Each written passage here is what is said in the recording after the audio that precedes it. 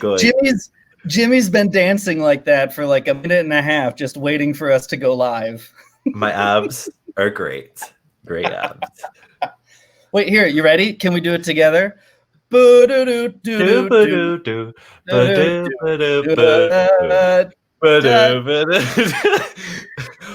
somebody get us another drink. God, isn't singing over the internet great? It's the latency is great. Could you do the whole thing? Welcome to Jim and Tomic's Musical Theater Happy Hour. Whoa, the only podcast with birthdays and mirth. Yay! Jimmy, it's been 5 freaking years. It's been 5 years. And I drop the heart of the ocean over the side. I know, isn't that crazy? Will you share your life with me for the next 10 minutes? At least. And I can tell you, it's going to be longer than 10 minutes, guys. That's a promise. Shortest stream. And, you know, if things go south, maybe we'll play Among Us or something. That's... It could work. Music, I like things and booze. That's fun. Yeah, 5 years. Holy crap. What were you doing 5 years ago? Making YouTube videos. I'm sorry. No, I think about it. I lived in Chicago. You know, I was in a different time zone, a different job. You know, the musical theater landscape certainly looked different than it does today and not today. Right. Yeah. What were you up to 5 years ago? I had just moved back to Glasgow.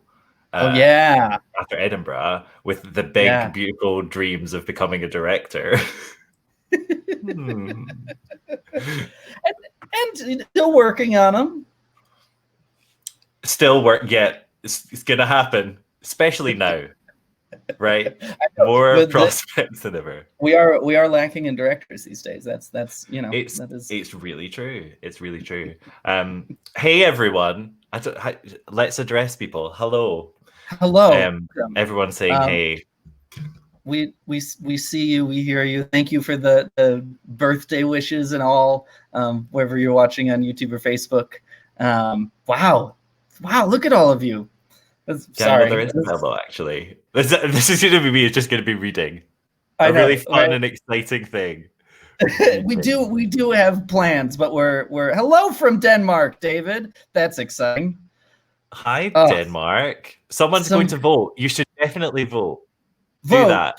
Watch us over voting, please. The stream is recorded. Go vote now. Exactly.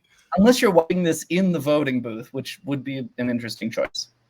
Yeah, it's great that we're there with you in this beautiful democratic moment. I feel honored that I could share this moment, if that's what's happening. Yeah. Daniel has never seen my face before. So actually, this is a CGI version of Jimmy. I've contracted out to Pixar. They put in a lot of work, and it's good though, right? It's really the next film is going to be something special. It really is. No, I have this thing. I'm just going to say it, Tommy. So I like this. This is my side, right? And I've talked about this a lot. So this is my side, and I'm used to like seeing that. But see on these cameras, when it flips it, this is awful. Here we could do. Does this help? Here, then we can see more. But then I need to stay still. Yeah, not your jam. But wait, I forgot which one my side is. Hang on, what is my side? This is where. So make an L with your hand. Maybe it is this. I can't work it out. That's all right. It will be by the time we're done. Yes. And then I will have established what side of my face I like showing. Yes. So we've got some fun shenanigans planned we this do. evening. And please feel free to drop some questions or stuff questions you have, thoughts in the comments, and we'll swing back and try and run through some of that stuff, or ignore you completely if we're nervous about answering it. Exactly. Yeah. But no, because we've never really done a Q&A before. Not that that's ever been a prerequisite for anything in But also, we really don't do things. We don't do things live, so you'll get to appreciate us for all of our imperfections. Exactly. Someone's getting mushy. Sorry, I'm reading. Aww. I feel mushy too. Yes, they've come to Scotland to pursue musical theatre. That's just a level. We love that. I hope they're at RCS. I'm sure they will be. That'll awesome. Mean nothing to you. I do. I will say it is just delightful to hear.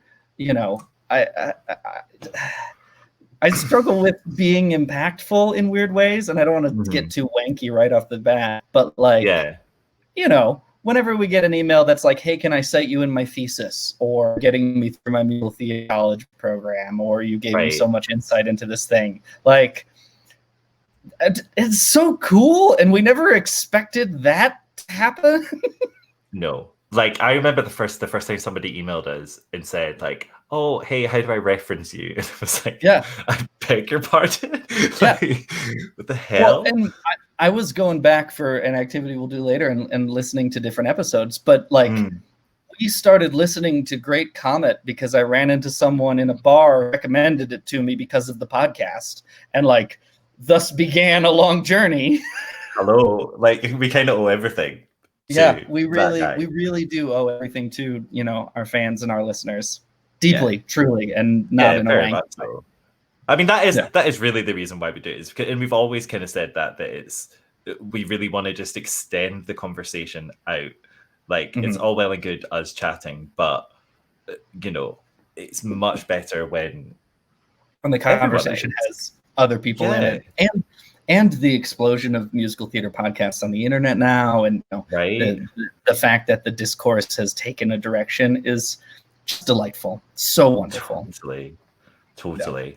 I'm just trying to like simultaneously record people's questions. I'm being organized, right? Jimmy's the brains of the operation. I just show up. That's not true. No, that isn't. Actually, no, it's not. You are the technical man. We couldn't have done any of this without you. Technical, live streaming impresario these days. Let me tell you. That's it. And no, you're not allowed to see any of it because it's all for my work. Yeah, exactly. I mean, yeah. Can you give us a lowdown? Give us some, I don't know, theater tech education. Man, I could talk your ear off about OBS and Skype and Microsoft Teams and NDI and different live streaming platforms, and diving into Musical Theater International's live streaming contract versus Concord Theatrical's live streaming contract, and whether you need to use their platform or you can do it on your own and it makes my brain melt. I think it's time to start a second podcast. Well, by now this is like our 30th podcast. That we've done over the years. But I think we're now ready to do how to make your musical online. Yeah, anyone who does so, you are a daring individual. Right? Yeah. Yes. Okay. Wait, I was just thinking, should we do some questions now? Sure. Yeah. We've had a few already, Tommy. Yeah. No. Let's roll up. I do want to, thank you, Sharon. We are both the beauty and the brains. Thanks. But from what side? That's the question. I think it's this side. I can't work out because it's. Here, anyway. Let's start with this one. This is like an easy question people throw at me all the time, and I never. It seems easy, but I never know. What are your most listened to musicals? I hate this question. Yeah, and like not even, and even in the, it seems simple, like just numbers wise, but it's probably something I'd listened to early on and loved. The first musical I ever downloaded from the iTunes store was Your Good Man Charlie Brown. So I bet you on like a pure like View County style tracking, that's high up for me. What about you? Mine would probably be, I don't know, like something really boring and generic, like Les Mis. Like that's not boring and generic. No, you can love but I think that was it, like because Les Mis was the first show that I was ever in. Sure. Obviously, I became obsessed with it really early on. And then when I got my hand on the CD, the compact disc of the symphonic recording with everything in it, that I just never, I never stopped listening to that. And a fun thing I like to do with my friends is just sing. So they'll, like, one of them will say a tiny little phrase that probably features in Les Mis because there's a lot of words in there. Right. And then I'll just start the show from there. Yeah. Yeah. And then you're sung for the next 3 hours, right? Yeah, exactly. And I can keep going. What were the first? So Les Mis was the first show you were in. How old were you? I would have been 14, I think. Okay. Yeah. What was 14. What was your first couple? Like, what did you do in school? I had a great run, by the way. So my school, we had three big shows in school. So we did Les Mis, then Jesus Christ Superstar, and then We Will Rock You. Okay. I have opinions about that last one, but yes, as many. But no, Real Work is one of those. When we talk about it on the show, it's fantastic to be in. Sure, I don't doubt it. Like it's just you just have a really good time. No, absolutely. I'm sure it's a nightmare to watch, but it's high school theater. Most high school theaters a nightmare to watch. So wait, what about yours? Because I know Into the Woods, because we've all seen that. Into the Woods. So I started with Hello Dolly. That was my sophomore year. Then I did a community theater production of Seussical. I played a Swamp Thing and Thing 2. Great. One is canonical Seuss, the other isn't. What did you have to wear for Thing 2? It was like a red, like onesie zoot suit and a big, like blue, like clown wig. And most of the job as Thing 2, I think in no small part because I was previously a tech kid, was pushing around Horton's tree while Horton was in, which was rough to say the least. Great track. And what kept they like made this nest out of like twigs and stuff. Like I'd walk out as Thing 2 and then down to push the platform. And on more than one occasion, my wig would get stuck in the like thatch of the nest, and I'd be like, ha! And like my blue wig would be stuck in the nest, and I'd be like, I had this curly hair. It was not high art. It was fun. It was hella fun. The drama. Yeah. Then Into the Woods. And then we closed off my high school career with Pajama Game. And then my actual very last show, because we had a musical theater advanced acting class, was a show that I'd love to talk about one day. That I'm sure we've talked about in passing, but it's called Is There Life After High School? You have mentioned this before, but it's not one I know at all. It is a deep cut. It's hard to find the recording for it these days. Right.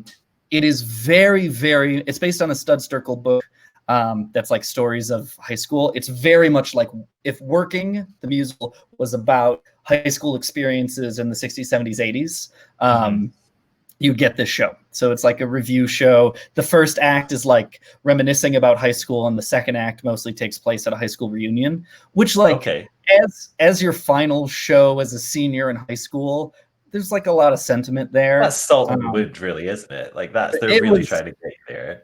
It was like really, really moving. And we had a real strong class that, I mean, I say, who the fuck knows? I was a high schooler.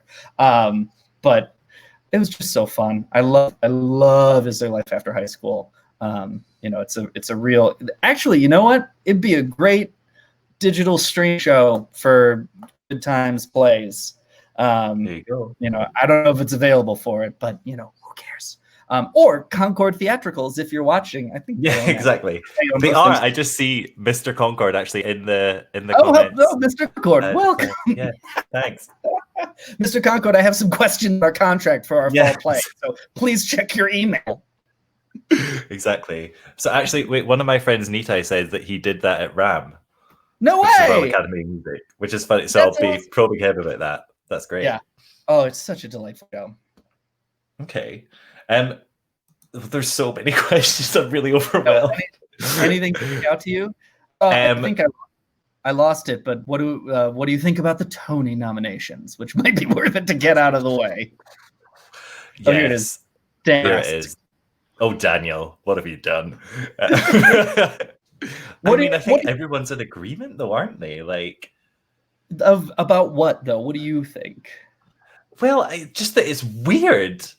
Yeah, and I'm nervous to say this because, like, we get more and more professional and are closer and closer to professional Broadway folk, and like, I get nervous about this. But there's at least 3 professional Broadway folk in this room right now. I know.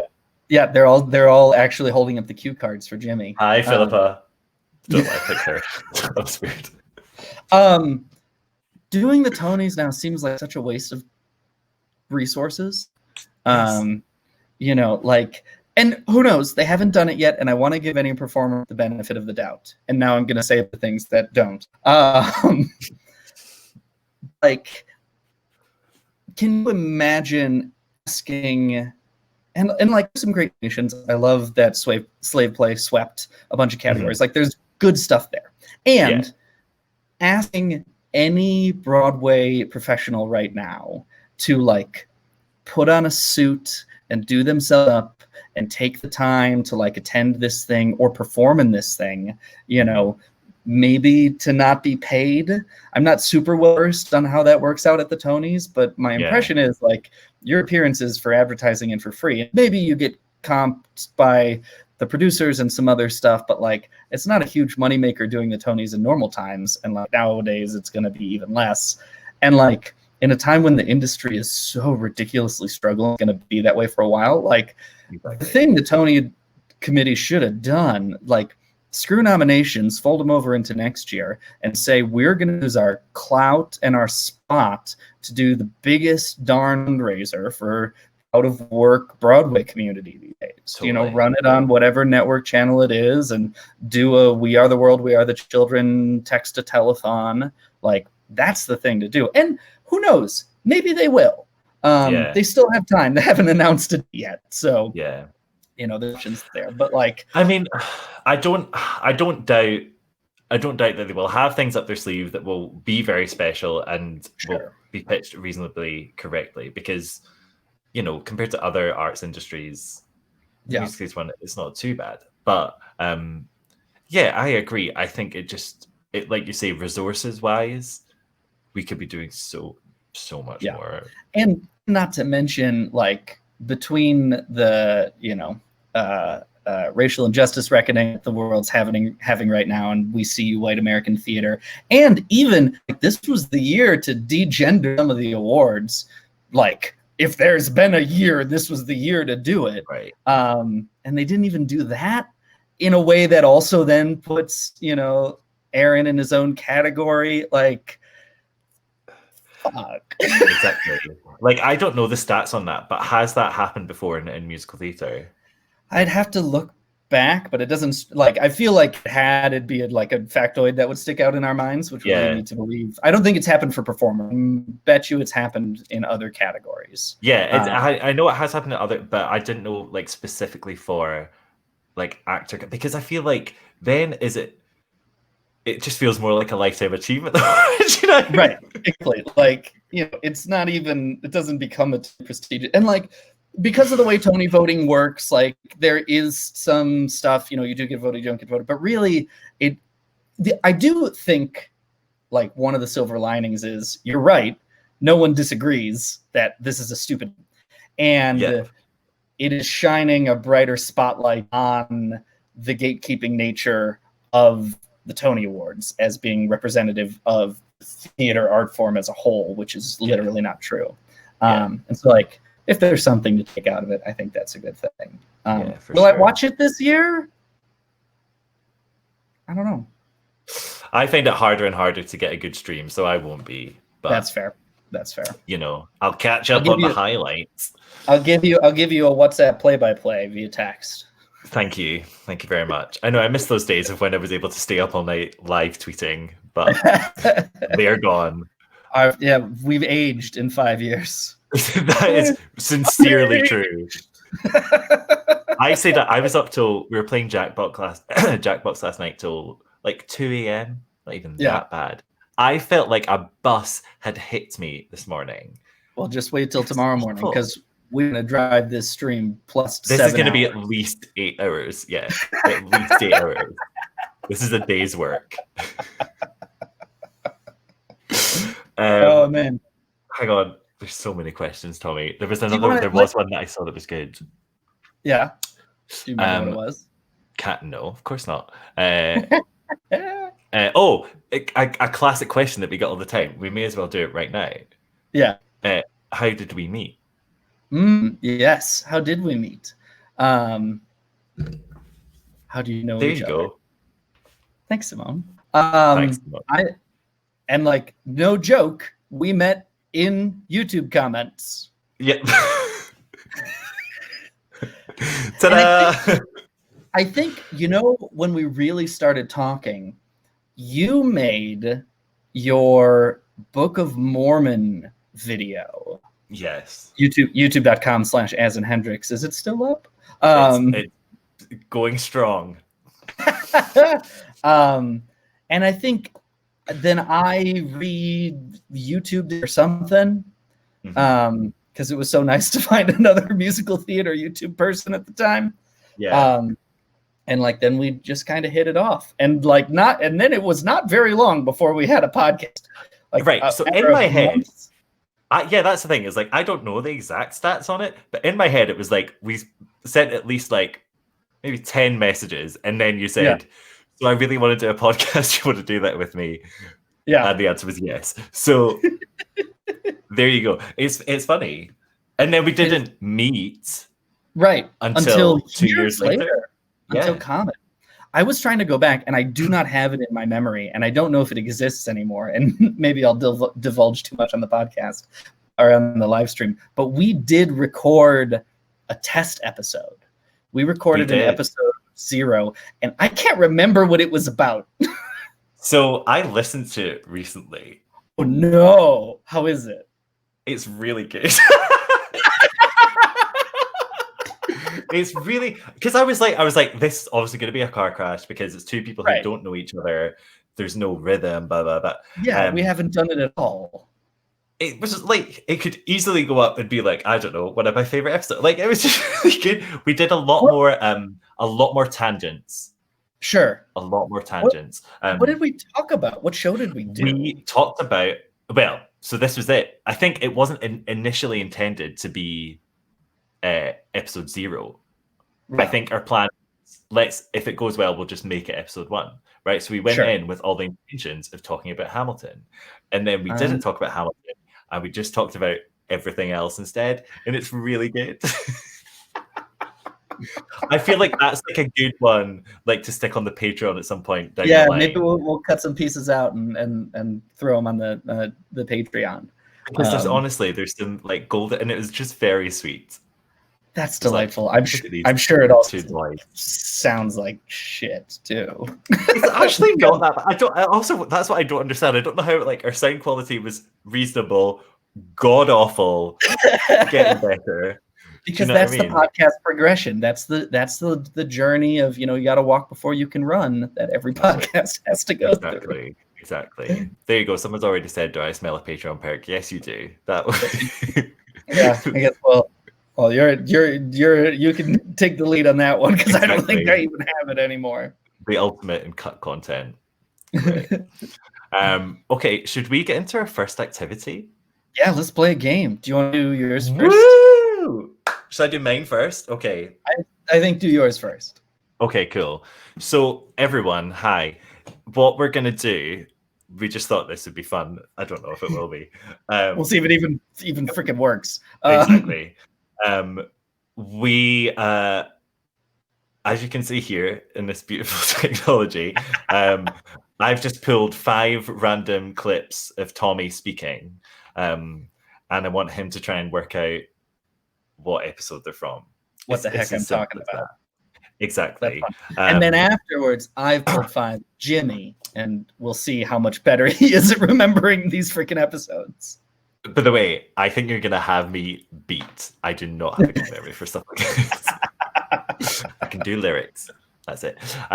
So should we and chat one? If Jimmy hits play and you can't hear anything, type in chat. We can't hear anything, because we won't know. We won't know. And also, play along at home. If you think you know what it is before Tommy, go for it. If you can guess what episode it is, this will be fun because there's like a 10-second stream delay. So I've got like a 10-second countdown to beat the chat. Yeah, exactly. Okay. Oh, there's Mech Blank. Okay. Hey, Mech Blank. Okay. Are you ready for the first one? I'm ready. Okay. This is like an early deep cut for me. And the was my ringtone on my Razr flip phone. Oh my gosh. Seriously. 100%. I know. I thought I'd start easy because you should know this. The Trollololo song was on my Razr flip phone. Was I talking about how it went off in an English lecture that I was in and I like got in big trouble for it? There's like a no phones. No, not at all. Oh. No, the beep is a clue. It's not the Trollololo song? No, it's not. Oh, well, then it's the Doctor Who theme song. I've only ever had 2 ringtones. Well, you lie out your arse then, because what the heck is it? Oh no! It's applause. It's a I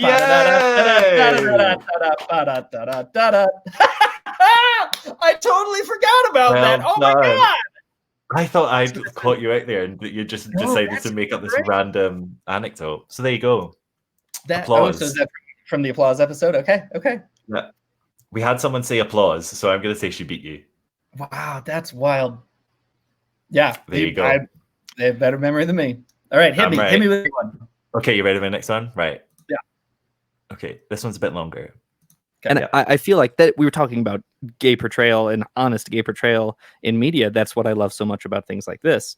I feel like this concept of the gay man lusting over the straight man in other forms of media, or at least as a stereotype, has either been demonized or joked about as a kind of like tragic comedy.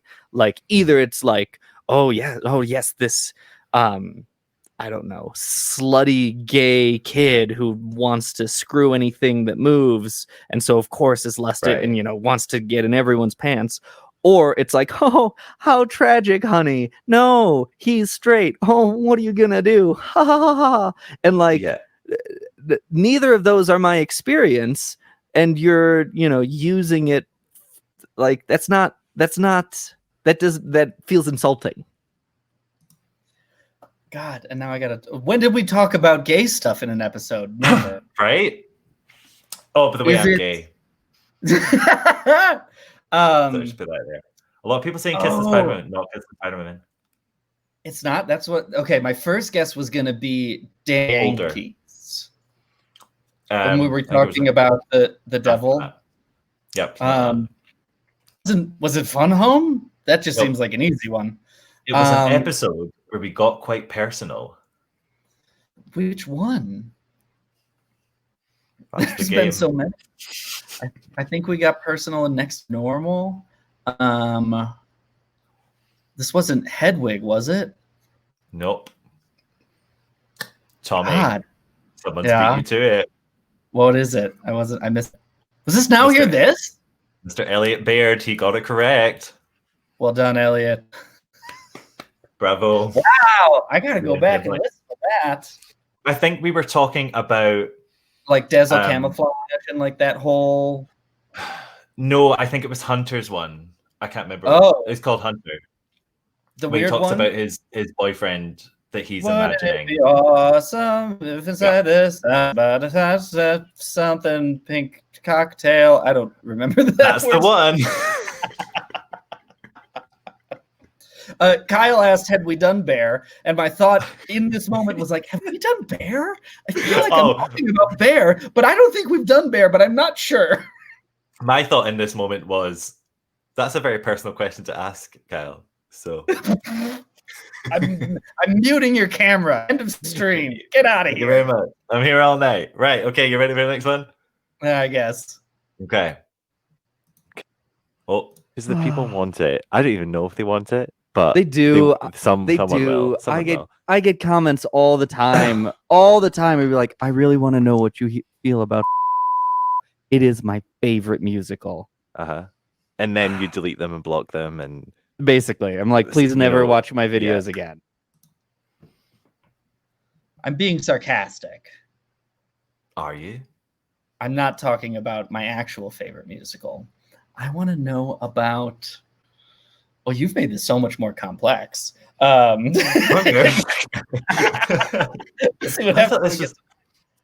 thought this was really obvious.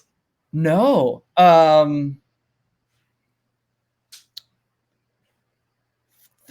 Fuck the music, man. I don't know. No, you were being sarcastic. I was. So is it like Phantom or Cats or something? It's Billy Phantom. Yeah. It's Phantom. Okay. No. I feel like as well, Phantom is like, if you listen back to Phantom, see everyone saying Phantom, everyone knows. They know you. They know me better than me. When you go back to Phantom, we go in. Yeah. Like we've never gone in before. Really? Yeah. I mean, it's quite dark. Like, it's quite dark. A lot of it reasonably unpainted. Yeah. But it was reasonably early days. Sure. That was before we the became, first time we were grizzled and hardened and super critics. Oh, what did you say? Precisely. Right. Okay, you ready? Next one? I'm ready. I think this one's a bit harder.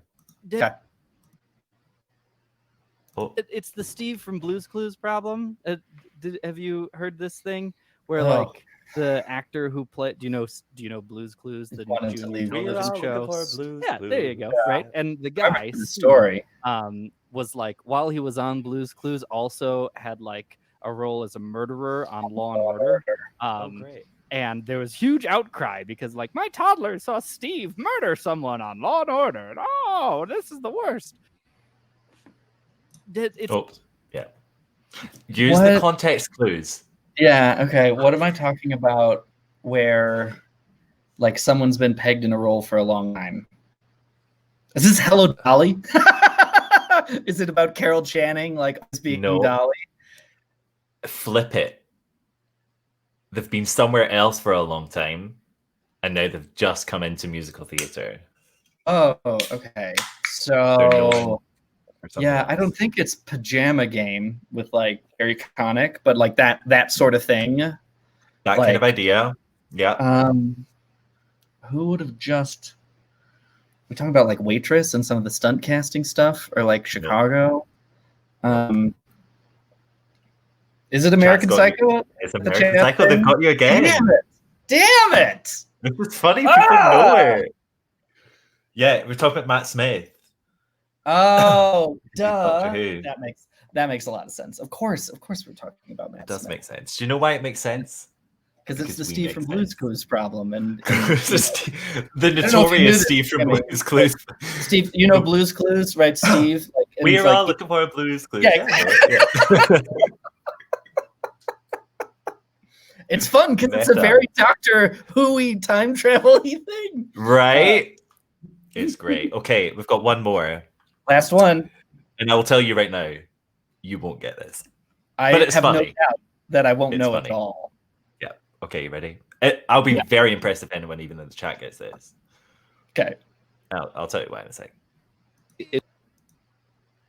It is a long-running joke in my family that we will break into the Charleston at random moments. You think I'm making that up, but that's actually a thing that me and my brothers do all the time. Yeah. Have we done Thoroughly Modern Milk? No. Okay, well then it's not that one because we haven't talked about that shit. When were we talking about the Charleston?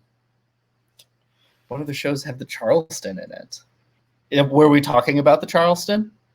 Maybe. No. The worst. You're the worst. I'm glad about some of the clips I picked that you have now. Shit. I don't got a dang clue. So this has nothing to do with the episode. It doesn't have to do like a number. I like but Drowsy and Grand Hotel are in here, and those are good guesses. Oh, very, very good. Not make me silly. It's got absolutely nothing to do with the episode. The reason I put this in is because I thought we could create a discussion point about segues. Because in this episode, you said, "Let's Charleston over here." I used to be so much more creative with my segues. Right? Exactly. And even like that makes no sense. Still is better than hop on my Segway. But it's so funny to me. Away we go. It's so to you. To you. So, are you going to take a guess? I'll give you a clue. It's one of your favorite shows. The Music Man. No. Title show. No. Hello, Dolly.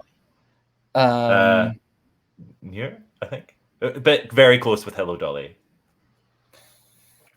For a reason. Mame? Gypsy? Mame. Okay. Mame. Well done. So that was that. Not well done. I did terribly. But listen, we had a really nice time along the way. Like people are saying, hop on my Segway. Don't make this a thing. Don't make it a thing, man. We're working on our merch store right now. Hop on my Segway. Oh, God. What's that even going to look like? You know what I mean? We'll fix it in post. A picture. You showed me, and can I show you yours? Yeah, I'm excited. This is going to be appalling. It's also going to be a matter of me remembering what order I put these in. Okay, good. And I did my different slides. Also, a little longer, so we'll see how this works. That's good. That helps. Okay, you ready? I'm so ready. Here we go. These are clips that I've picked that mostly contain Jimmy, and he's got to guess what they're from. Oh. Isn't that beautiful? Here it goes. So therefore, in fact, I'm going to keep this secret. Do you want to know a fun, interesting musical theatre trivia? Yeah. I have actually bid on the LP on eBay because... Really? Yeah, I weirdly love it. I weirdly love this show. I think just because it took me so much by surprise. I think that's what it is. I'm like, I'm charmed. I'm hugely charmed. Jimmy, you know what our goal is? Our goal is to find a person who outbid you on eBay now. Because you're probably soulmates. But how do you know I'm going to be outbid? Oh, well, because we put it on the podcast. I wasn't. Yeah, well, no, because it's fine. The auction will be at the time it uploads. All right. Cross your fingers, everyone, that Jimmy's won his bid.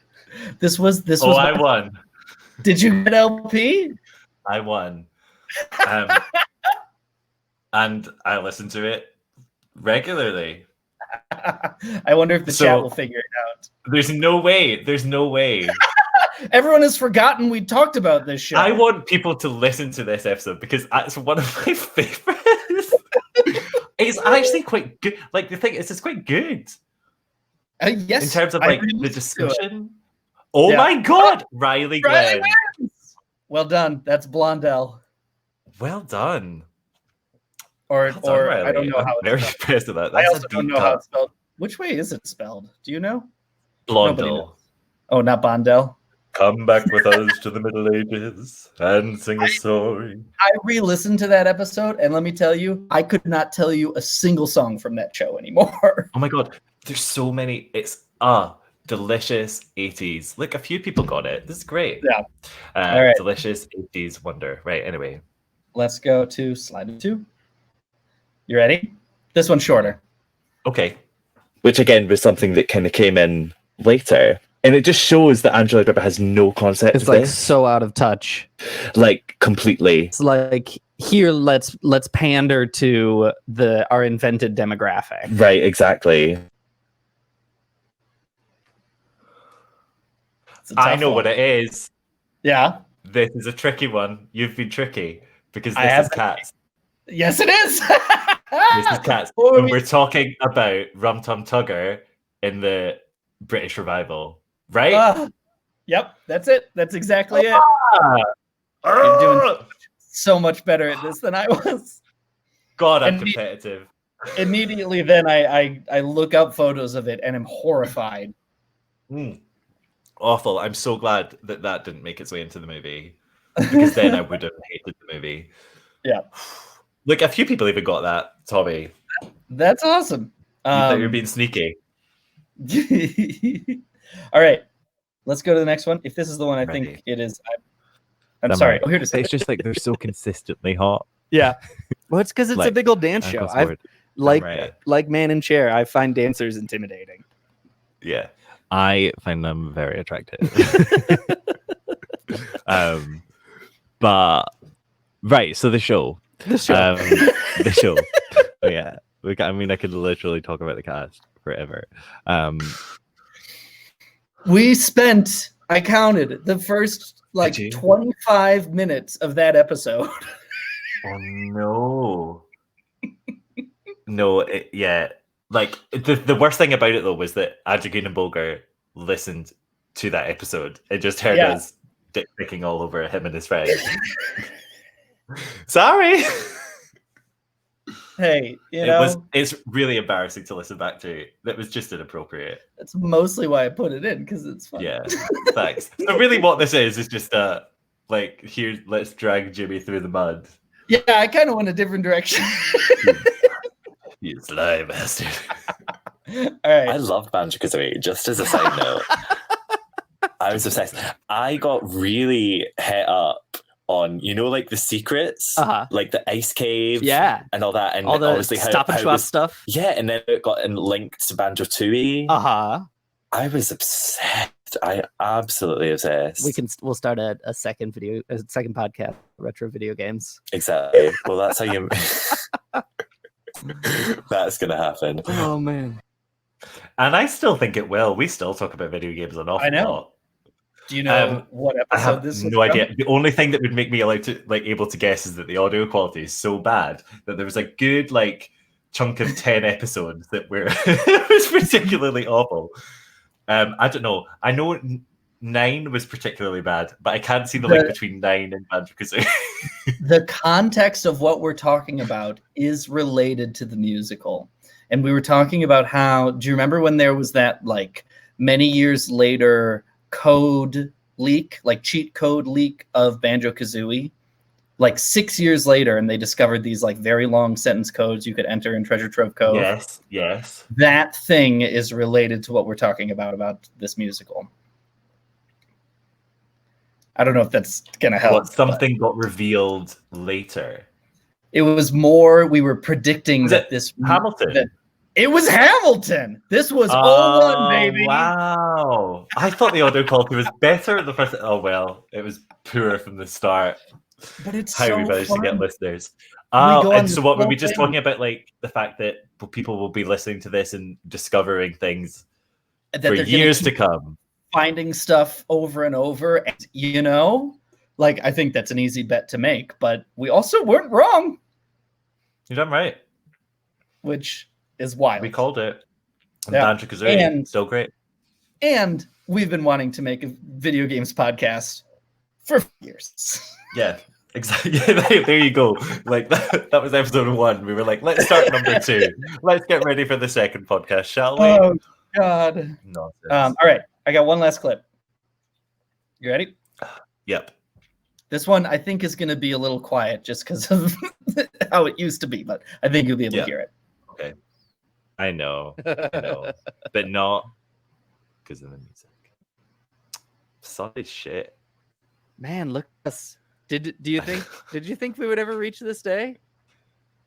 Yeah. The guy's not infallible. But he says he is. He probably does. But that's the thing that that's very true. He literally does. Do you know what it is? Is it Forum? It's Forum. You were 5 for 5. 5 for 5.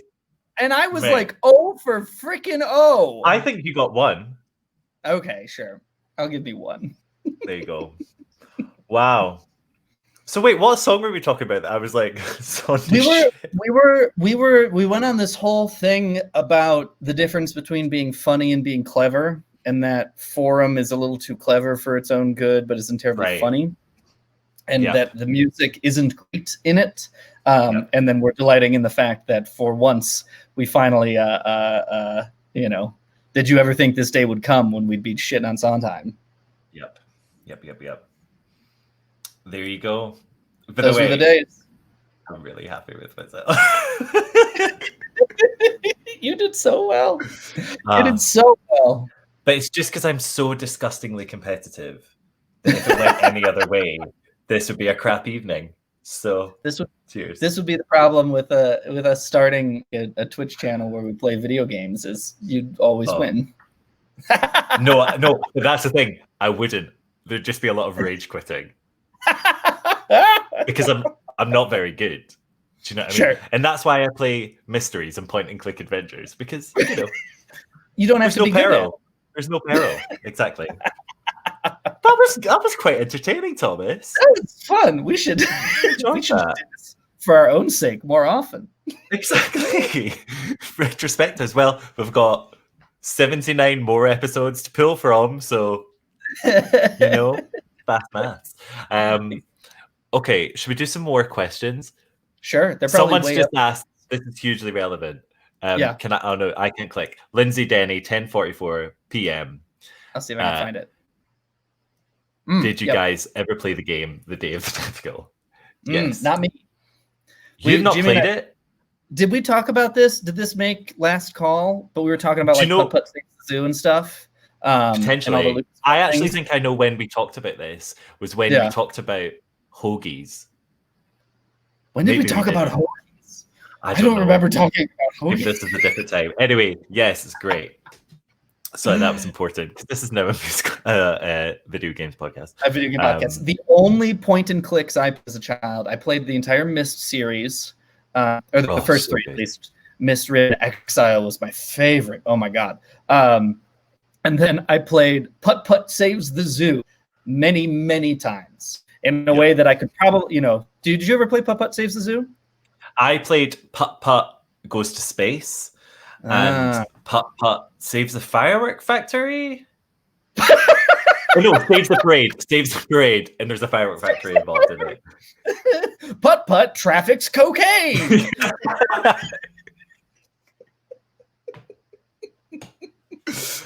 Sierra Games. Putt-Putt goes to Vegas! Putt-Putt experiments sexually.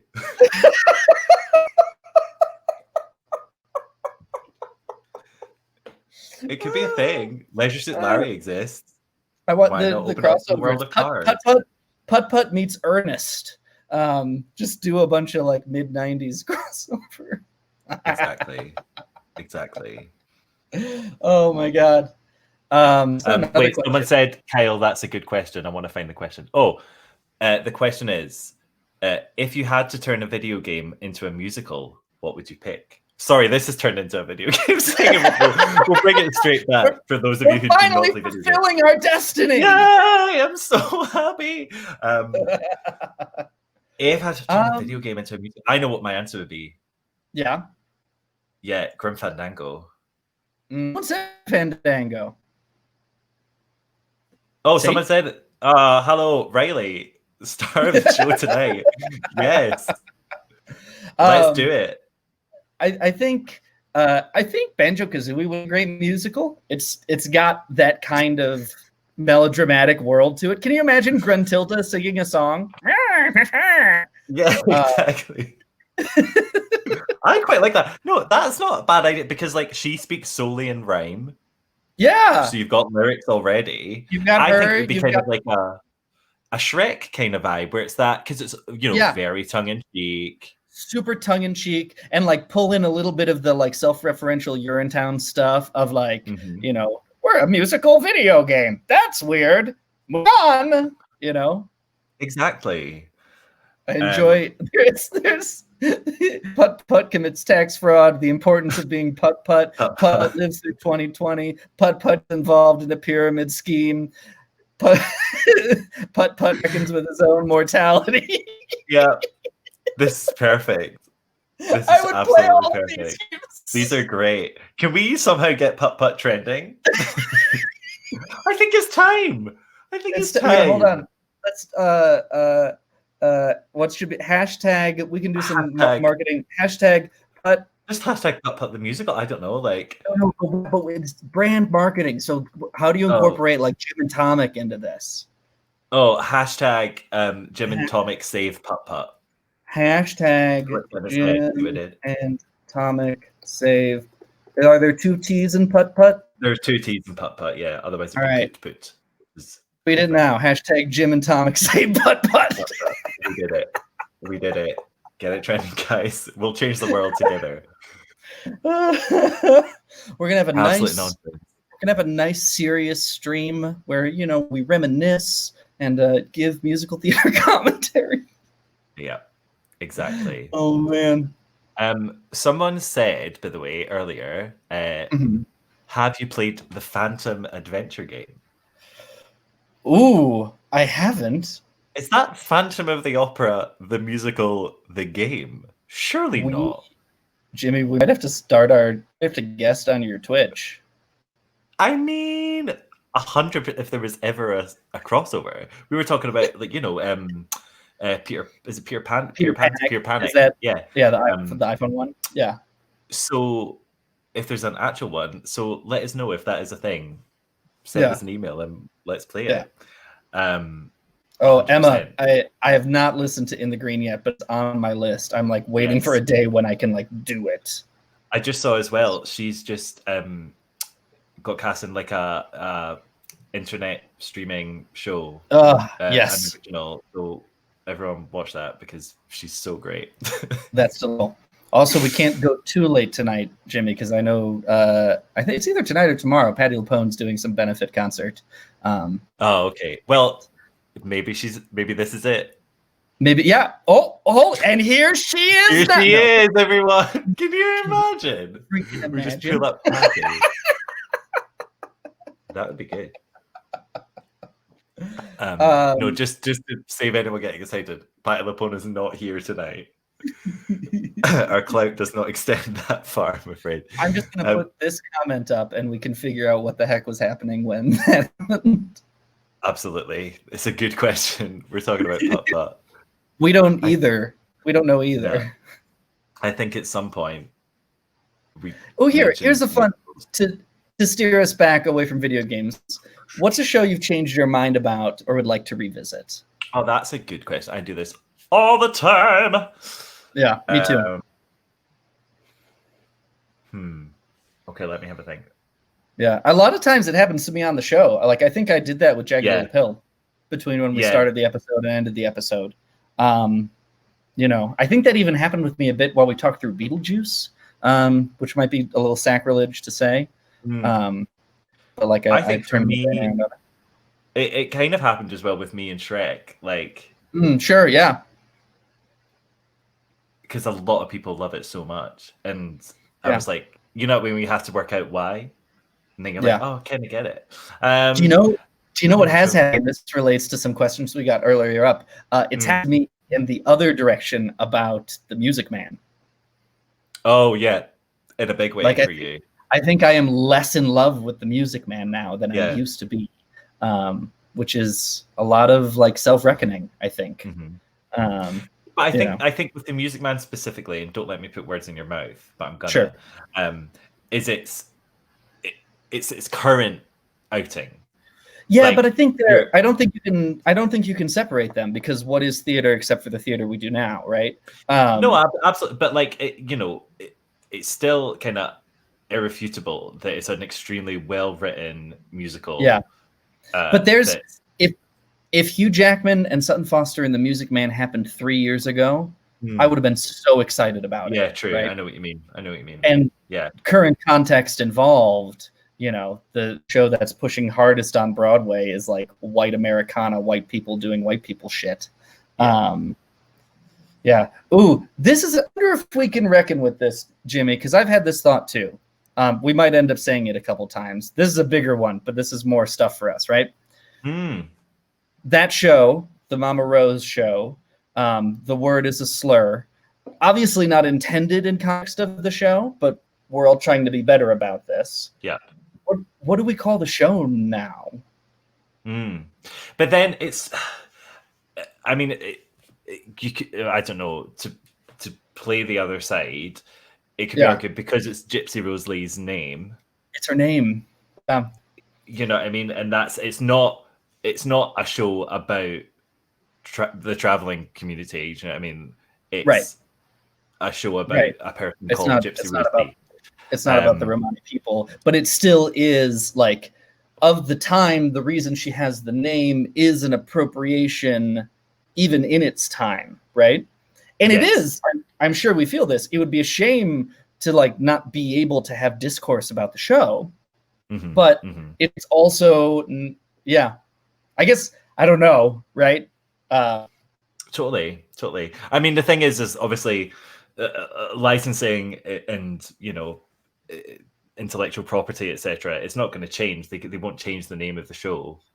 I mean, but will it affect stranger things have happened. I wouldn't be surprised. I honestly would be surprised if, you know, I think there's a lot of logistical hurdles to jump over, but given the right push, you know, change the title.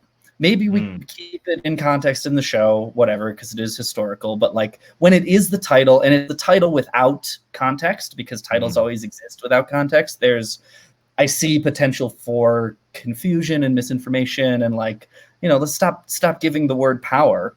You know, call it Rose. That's true. Call it, I quite like that actually. Yeah, right. Like call it Mama Rose. Well, they're both called Rose.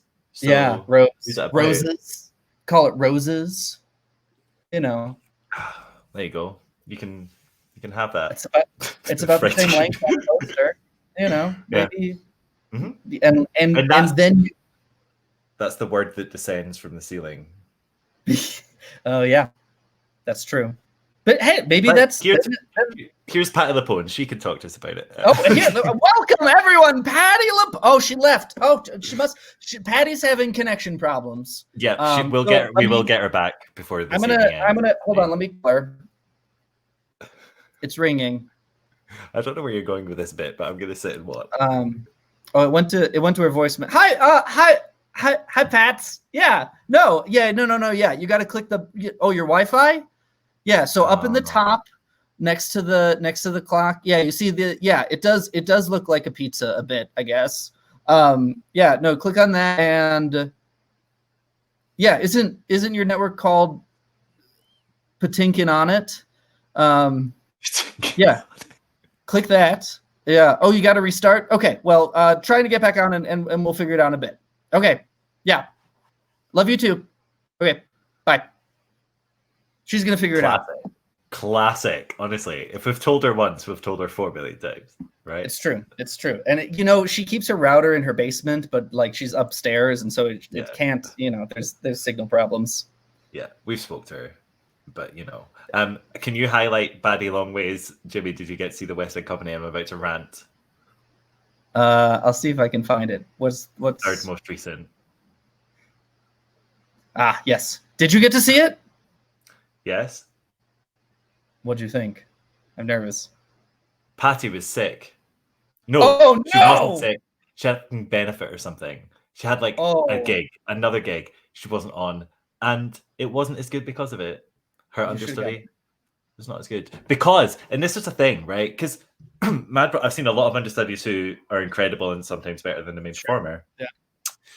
This one was trying to do a Patty LaPone impression. That's it doesn't work. It just doesn't work. No, you gotta do it as you. Yes. That's so tough though. I see that as a tricky thing, especially with like star power Broadway actors. It's one thing if it's like stunt casting outside of the world, but like people who are famous for Broadway, but like people cast Patty LaPone these days because she's Patty LaPone. Not that she's not a phenomenal actress, not that she doesn't bring things, but there's also a bit of like Patty does Patty and that's it.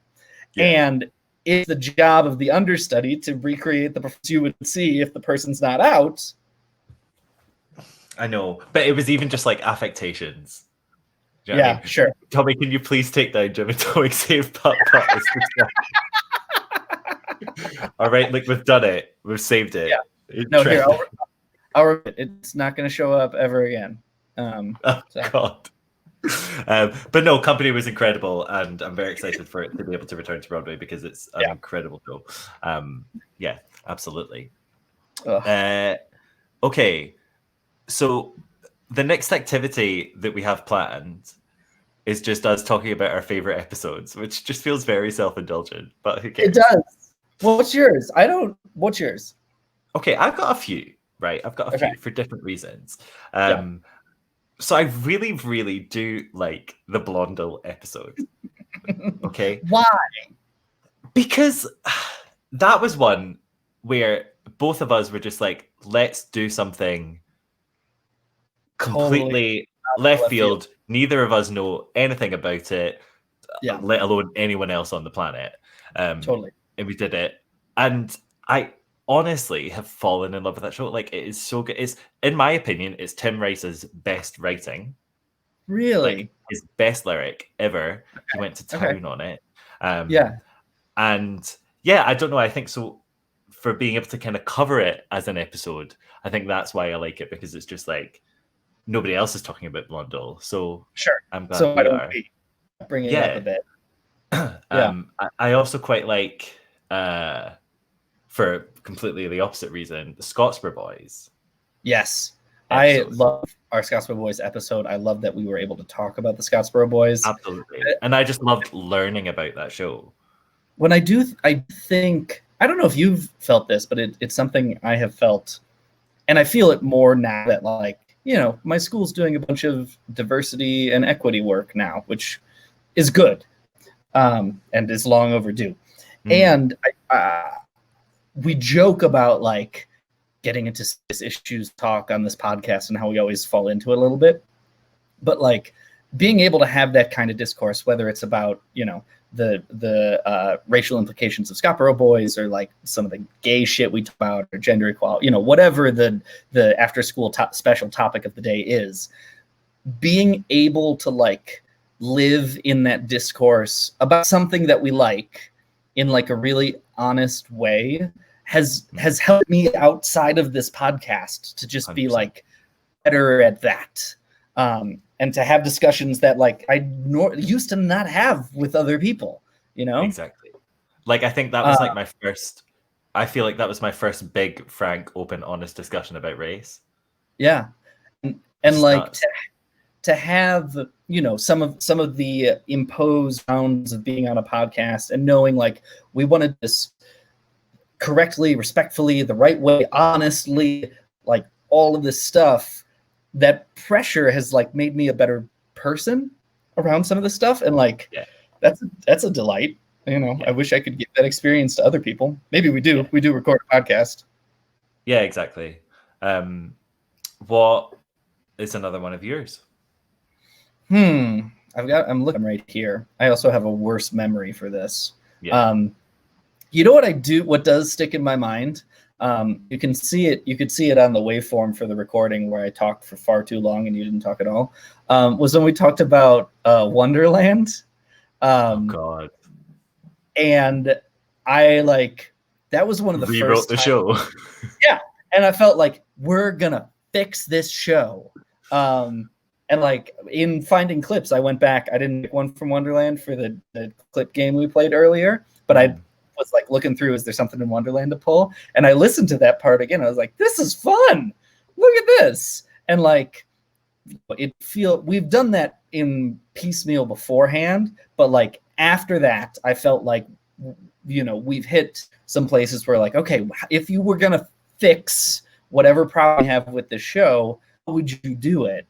And like, it's such a fun analytical exercise into this literature that we talk about, and Wonderland was a place where I was like, this. Yeah, it was really impressive. Like, it was really beautiful to listen to, because like you did just kind of. I think it is so much better. Like, your version it's completely different, but it's so much better. Like it just works as a story. It's such a fun exercise to like. It's why, you know, any art you intake will be useful to you, even if it's shitty. You know, or even if it has problems. Totally. And like being able to find a way to, within the bounds of the art form, talk about how you might improve the thing. Yep. Is just such a cool exercise. Yeah, I enjoy it. I do a lot. I do like when we do that, like when we find things, because I think that's the good thing, rather than just like shitting all over something. Yeah. Actually going in and being like, well, what is what is the good and how can it be better? Like that's so much more constructive. I want to put this comment up because I do remember, like, we also tried to fix the end of Act 1 of Into the Woods, which was a huge problem I had with it. Yeah, because it's the narrator's like, to be continued, and half of the audience leaves at intermission. Like, that's the running joke. Right, yes. And since then, I've had the opportunity to do Into the Woods at the high school I worked at, and we did the thing that I wanted to do, of like, everyone freezes, the beanstalk grows in a really dramatic fashion, go to a spotlight on the narrator, he looks at the beanstalk, he looks at the audience, he goes, to be continued, and happily ever after, and it fucking worked. And like, that was such a delightful, you know, I don't often get to put bullshit we talk about into practice. And it was so fun. Well, when also, you finally direct your show of Wonderland, you can. We'll call Wildhorn. Is that right? Make it happen. Oh, yes. I did, and I apologize for putting this up. And I don't know if we're ever going to go back and do another Unsung Heroes, just because there's not a huge font for that. But do you know what I do re-listen to every once in a while out of a bizarre form of nostalgia? Yeah. Is the change. Right? It's not bad. It's not bad. It's terrible, but it's not bad. I still occasionally sing Rob Roy to myself as well. Right? Like, we have those, you know. That's a nice thing. Isn't that fun? I wish I haven't. But the corn out of her poop isn't good. Like, do you know and what I it gets stuck in my head. It's so ridiculous. It's not great, is it? It's terrible. It's so gross. Bad. It's so gross. One Unsung Heroes, like the thing is like they are so fun to do. Yeah. It's just so much. But we find it hard enough to get the time to do a happy hour every 2 weeks. Yeah. So the other hard part is, and I think we're reaching this point, like, and we've put out this call before, like, send us your unsung heroes. Tell us about the musical nobody knows about. Yeah. And like, and we love you all. And those of you who've sent those things in, we adore you. And usually it's, we know about that show. It's hard. It's really hard for us to find stuff that we haven't heard about. Yeah. Even in passing, you know? Yep. It's weird though. Like, I found that Spotify is really good for that. Yeah, that's true. When you let Spotify just run on, it will take you to some weird places. And I do, like, I've got a list, I think, of about 6 or 7. Yeah. So maybe once in a while for like a last call. Maybe we'll do a mini Unsung Heroes or something if one of us has. That's quite a nice idea as a last maybe call. We'll do that. If you really think you found it to an unsung hero, pick your favorite, Tommy and me, and like private message it to us, as in Hendrix on Twitter or Musical Mash, and we'll take a look. And like the best recipe for an unsung hero is like never been staged. Yeah, never been staged. Like, staged once, like Rob Roy staged at the Fringe. In a college, made it to New York. Like, exactly. If you type it into Tumblr and it shows up, it's not a good unsung heroes. Yeah, basically. Or like a really good example, like if you are at college and you know a friend of yours that's written a show. Yeah. That's perfect. Like that is literally an unsung heroes. Do know we have a record of like not treating them very nicely. So but no, but still with a reasonable amount of love. Like we said with Rob Roy and the Teach are 2 examples. That's true. We don't hate them. We don't totally kick them while they're down. Yep, exactly. So that would be nice because they're really fun to do. Yeah. Oh, they're so delightful. And also the logo for it is great, and I'm just sad that we don't get to use that part. You know what I mean? That's true. So, yeah. That's fair. Right. Any more questions? Oh, also, I'm just gonna now. Whilst we've got you, listeners, one of the biggest messages, tweets, comments, etc. that we get is, "Can you do X show? Mm-hmm. When will you do X show?" Yeah, tweet. And the message we want to give is exclusively tweet them at Jimmy whenever possible, and repeat them over and over. He loves it. It's my favorite thing. No, but basically, the answer is always sure. Yeah, and we will eventually do everything. That is, that's the aim. We'll go as hard as we can. We're never not going to do a show, if that makes sense. Mm-hmm. Which is great. That's exciting. Our goal is to get through all of them. Exactly. It's still quite good to know, if I've had 6 tweets from people being do this show, it's well, okay, maybe we should do this show. Right. Yeah. And we do perhaps to peel back the curtain a little bit. We do try to keep a diverse roller coaster of different things. We're not going to do 3 Sondheim shows in a row. We like to go back and forth between contemporary stuff and older stuff. Yeah. We also, and this is harder to do these days, but we do like to follow what might be popular, what's going to be, having a revival or becoming a movie or something like that. Yep. So yeah, I joke, but always send us thoughts for shows. You never know. Exactly. So please keep talking, but just to let you know, nothing's ever off the table. Yeah. And we're always listening. We're always reading the comments and listening to the emails, and we adore you deeply. It's true. Even when you're not commenting, I mean that we're always listening. We're literally always. That's what podcasts are. As soon as you listen to one, we've got you. That Alexa in your home, I can hear you all right now. Oh no! Put the pan down. Stop it. That seemed like a good joke. I don't know. I didn't. I took. He's improvising. Everyone, we have to stop. Have I told you? So in Chicago, every abandoned storefront was turned into a learn improv location everywhere. It was a pandemic of improv when I was in Chicago, and you'd walk past this run down old coffee shop, and there'd be 16 discarded chairs in a circle and people sitting and acting, and everyone I knew did, and I adore improv, and everyone I knew did improv, and they're hey, do you want to come to my show? It's at 2 p.m. It's in the basement of a bar. You have to buy a $10 drink ticket to get in. We're going to be the 4th act to go on, and you're not allowed to leave for an hour and a half. It's no, I don't want to come to your show. And my friend, who also got asked to a bunch of these things, we developed this helpline. You can call it right now. You can't. It's not real. It's called 1-800-NO-BUT. It's yes and, but the opposite. And it's do you know someone who does improv? Do they need help? Call 1-800-NO-BUT. We can help. Put it into that scene. Take away the hat that has scenes in it. Steal their props. 1-800-NO-BUT. We're here for you. How did we get here? Was this better or worse than my? That's why. That's what happens. Yeah. What if we took a vote? What's better, the Patti LuPone voicemail or the 1-800-NO?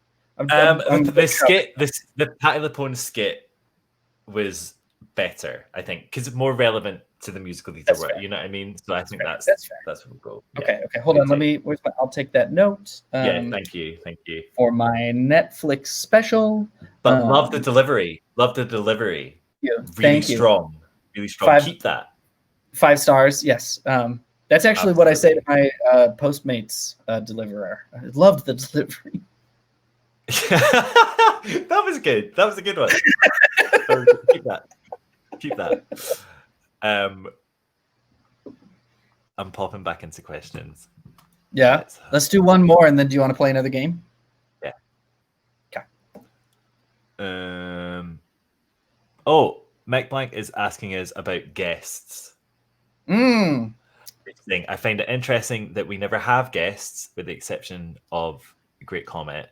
And is that an intentional choice because of logistics, or the foundation that we've built, or something else? It's a good question. It's mostly that we hate people. Yeah. That's cool. really so. That's it. No, it is mostly logistics. It's mostly logistics. I mean, what time is it where you are right now? It's currently 11:15 p.m. And it's 4:15 in Denver. Right. So finding time. Of us, but also neither of us live in New York or London, so it's extremely difficult to get to any sort of like networking time where we can be like, "Hey, I don't know, Tommy Bracco." Newsies on the brain. Like a name out of air. Whatever. He's too big now. He's not Big Brother, so we've lost him. He's not Big Brother? Yeah, he did Big Brother. He got quite far. I gotta catch up. Okay. Right. But yeah, it's just difficult for us to get him. But also, I don't know. I think there's another side of it of conversations are difficult when you've got 3 people. Yeah. Right? Like it's well, the other thing we talk about is like the people who want to be guests, you know, the people who are like on the touring circuit to like hawk their latest thing, which like there's nothing wrong with that. But with the style of our show, we want to be able to be politely critical of things. Yeah. And it's hard to set up an interview. Can you imagine if like a late night talk show had a guest on to promote their latest movie and all they did was argue about how stupid the movie is the whole time? Yeah, exactly. It just doesn't work. So it's hard to find. I will say it's something we've thought about. Totally. And yeah, we've thought about ways that it can work, but it won't. I don't think it would ever happen for a happy hour. Yeah, it might be a separate thing. Yeah, maybe. Jimmy. Yeah. Not many people know this, but I'm a high school teacher. Right. And that means I have oh no, hold on. I have to say something funny. I have to do I need to go.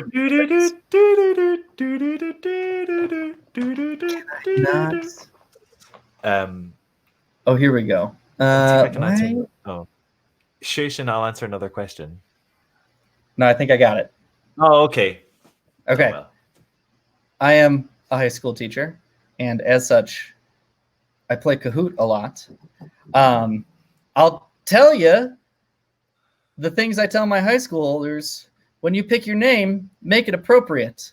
But if you've never played a Kahoot before, this is 21st century learning.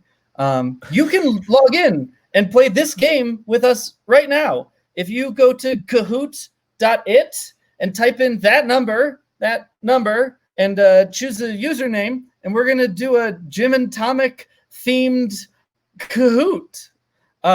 Because of the way I have this shared, I can't play the Kahoot music. It's so delightful, Jimmy. I'll play it for you later. And goes bum, bum, bum, bum, bum. Just sing that in the background. Yeah, just sing that in the background, and we'll wait for players to show up. It'll take a minute because there's a bit of a delay. But log on. If you're watching this right now, play this Kahoot with us.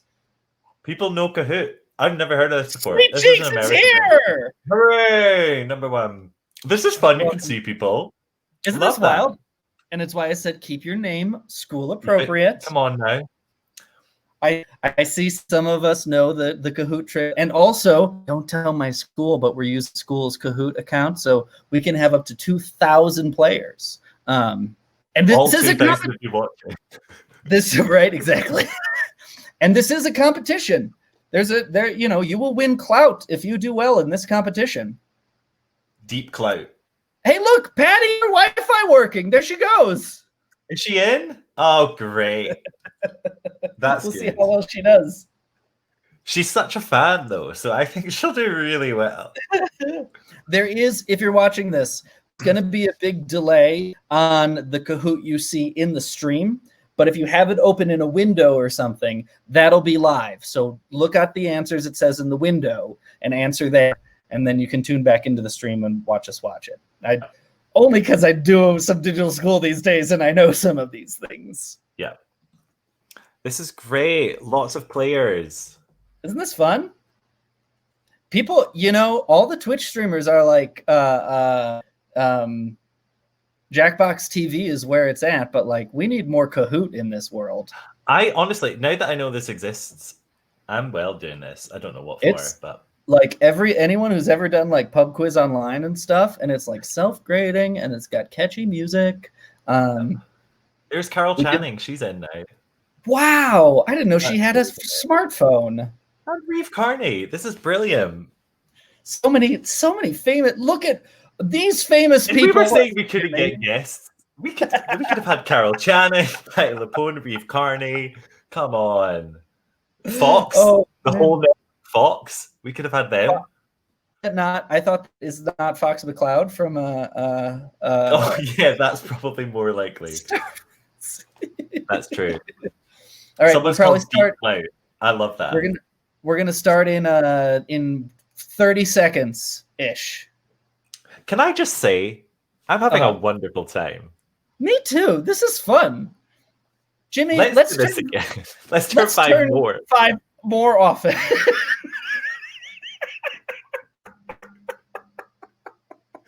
I think we really should. I think we should too. Oh, Stevie Sondheim's here. And you know it's him because he's put Steve. That's true. And the ghost of Andrew Lloyd Webber. Yeah, did you not hear it? He actually did pass. All right. Look, this person is obviously not Stephen Sondheim because he's put Stephen. Because he's the full name. So, Tommy, wait, can I just check? Can people still log in? They can. So, if you show up late, or like if you're watching this far in the future, the Kahoot will be done. But if you show up 1 or 2 questions in, at the very, very bottom of the screen, this code 8961912 will still be available, and you can log in and jump on a couple questions in. Love it. You ready to Kahoot this, Jimmy? Woo! These are all Jim and Tomic Musical Theater's happy hour. What's the name of our podcast? Jim and Tomic's Musical Theater Happy Hour themed questions. Yeah. Ready? Remember when we were just called Jim and Tomic's Happy Hour and how stupid that was? And we had to rebrand because no one knew that they thought we were like an alcohol podcast. Exactly. There's still, I was trolling back through old episodes. There's still a couple places on the website where you can see the old branding with like the glass. It was nice. Throwback. It was nice. It was a nice photo, but my Photoshop's better. Hot Fosca, my favorite. Sorry. I like and Peggy or Bernadette Pete. That'd be a fun drag king name. Bernadette Pete. Big fan. Oh man. All right. Okay, 2 Sondheims in all. You ready?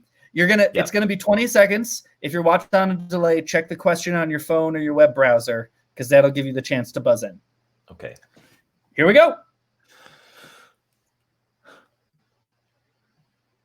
J&T Party Kahoot. Prepare yourselves.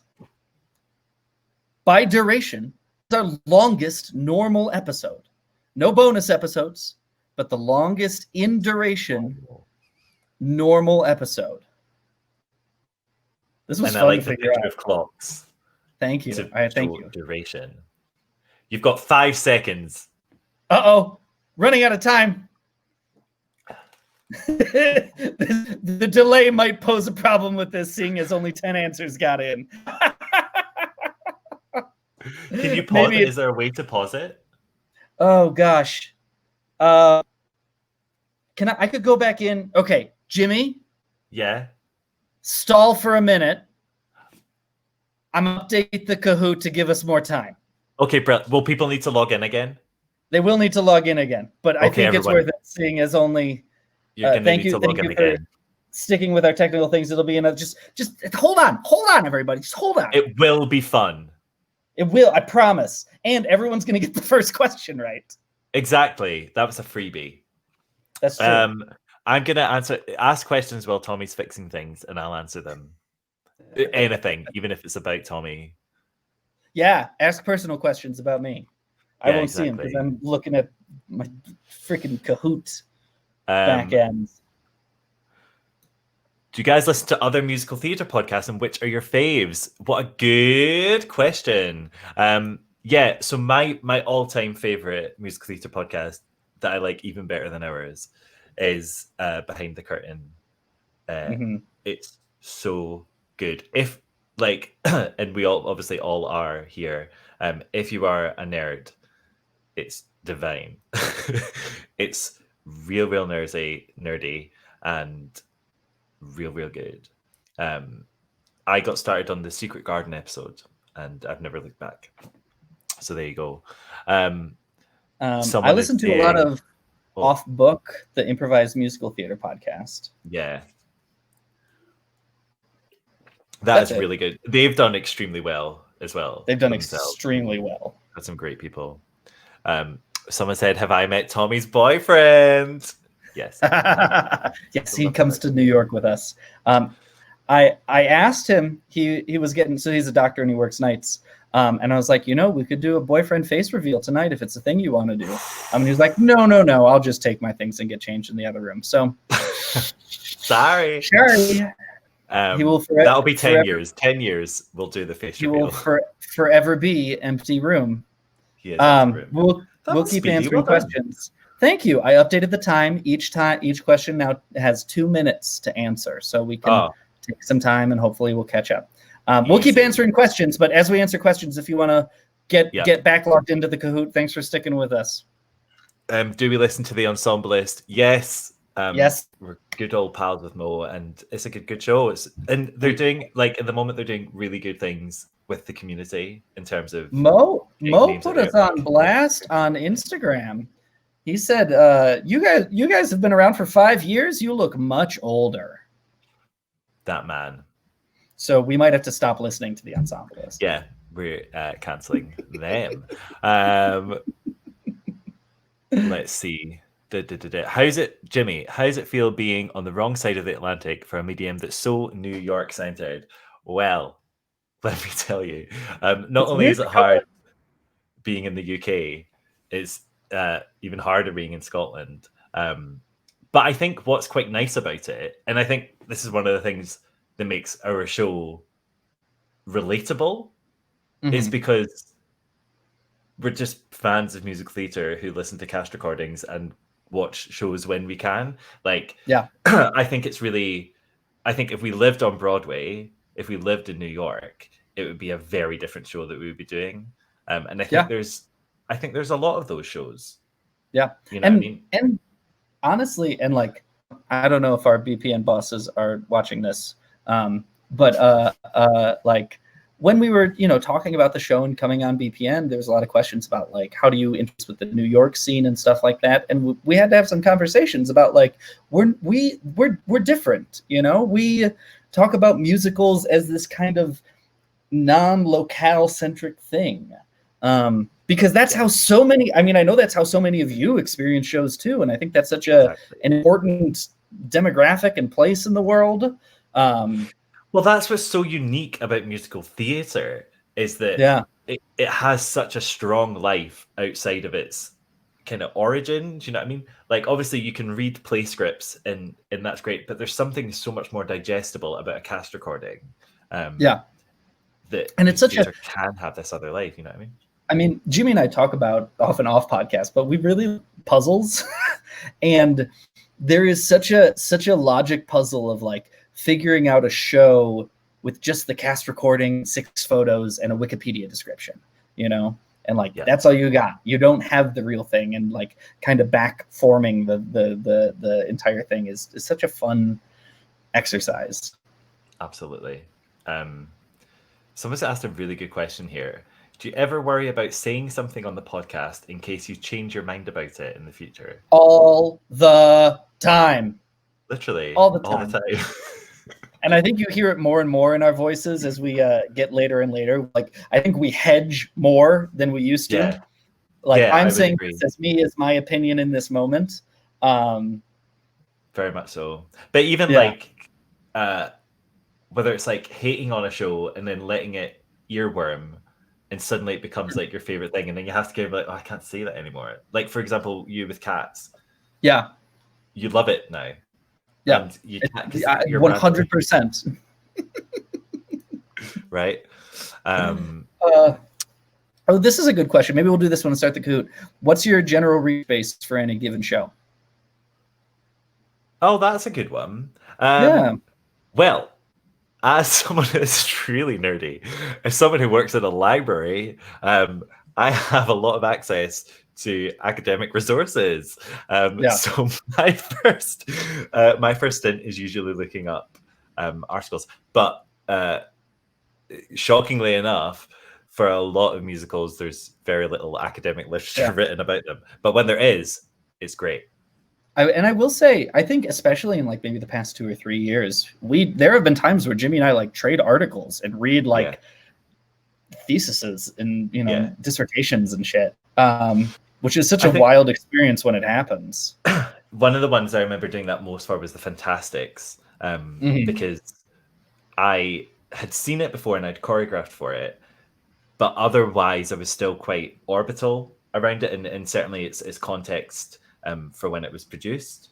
And obviously there's been so much written about the Fantastics, and reading about that and how, like, I was fascinated with how it was all related to the Beat Generation. Like, that was so fascinating to me, because that was a whole other side of things that I was interested in. And I love that. So that's what we do. And also books, like everything behind me is a theater book, apart from the Nintendo Lab. I've got a whole book of theater books that continually grows, and I've got another one in the other room. Like a bunch I still have to read. I don't know whether this is worth saying, but like that's something that we've definitely grown with, because I remember we got a hate comment quite early on. We used to not research that. Like we got like quite early on, and it still stays with me, because that's how sensitive. But where they were just basically like, you may as well just read Wikipedia. And I was like, oh my God. So now I don't look at Wikipedia until we are recording the episode. I don't look at Wikipedia for research the anymore. Basic rundown. Yeah. And that's actually, I mean, thank you for the hate, because it's made us better. Really useful. Like it's made it a lot better. Yeah. All right, you ready? I've made the timers much longer, so hopefully the questions will make it back to you before you run out of time to respond. And I expect 100% this first question in the Jim and Tomic Party Boot. Yep. Everyone has to get this right. Why do I have 2 mice there? That's such a fun thing. By duration, what's our longest normal episode? This doesn't include bonus episodes, and this counts part 1 and part 2 episodes as separate episodes. Yep. And there's clocks. Sharon wants me to say book again, so I'm going to say book. It is delightful. We don't often. I try not to call out Jimmy's accent too much, because, it would get boring after a while, but I do love this book. Book. Have we ever done a Man of No Importance? Hundreds of books under lock and key. Oh, no, that was your worst one yet. They're at the root of it. They're so unnatural. We should do that. Have we done that? We've not done that. We should do that. That's a great show. Nothing's off the table. For the record, you could look up the answers to some of these questions, but Kahoot gives you more points the quicker you answer the question. Oh, and we know what points mean. That's winning. Prizes. I think that's... Don't say that. Yeah, but the prize is Deep Clout. Oh, the prize is Deep Clout. You're right. Deep Clout. So, yeah. Someone said red because Into the Woods was red before it. That's funny. Oh, yeah. They're going to move. Sorry. I like that. Gotcha. Teacher tricks. Yep. Oh, apparently this is interesting. Jojo Scotia says, as a Scottish person who used to talk to Americans a lot, they like snow cone and grace. Huh. Snow cone's fun. Grace just sounds like grace. Yeah. Great. I think it's... Say it again. Snow cone and grace. Snow cone. No, you don't have the sound. Oh. That's true. You don't have it. Our longest episode is episode 50, Into the Woods, clocking in at 2 hours and 16 minutes. The other 3, these are our top 4 longest episodes. So Into the Woods is 216. 35 millimeter is 207, which is wild. Yeah. Just barely underneath, Shrek is 206, and Joseph is 204. I thought, like, it's weird. I thought we pirated on a lot longer than what we do. I'm quite proud. I thought we had loads that were over 2 hours. That's not too bad. Who knows? All right, let's see who's winning. Who comes in first? Oh, this is cool. Yeah, another drink. All right. Don't mind if I do. On to the next question. By duration, what is our shortest normal episode? This one's a stopwatch because it's distance. Fast. The episode was only 9 seconds long. It's true.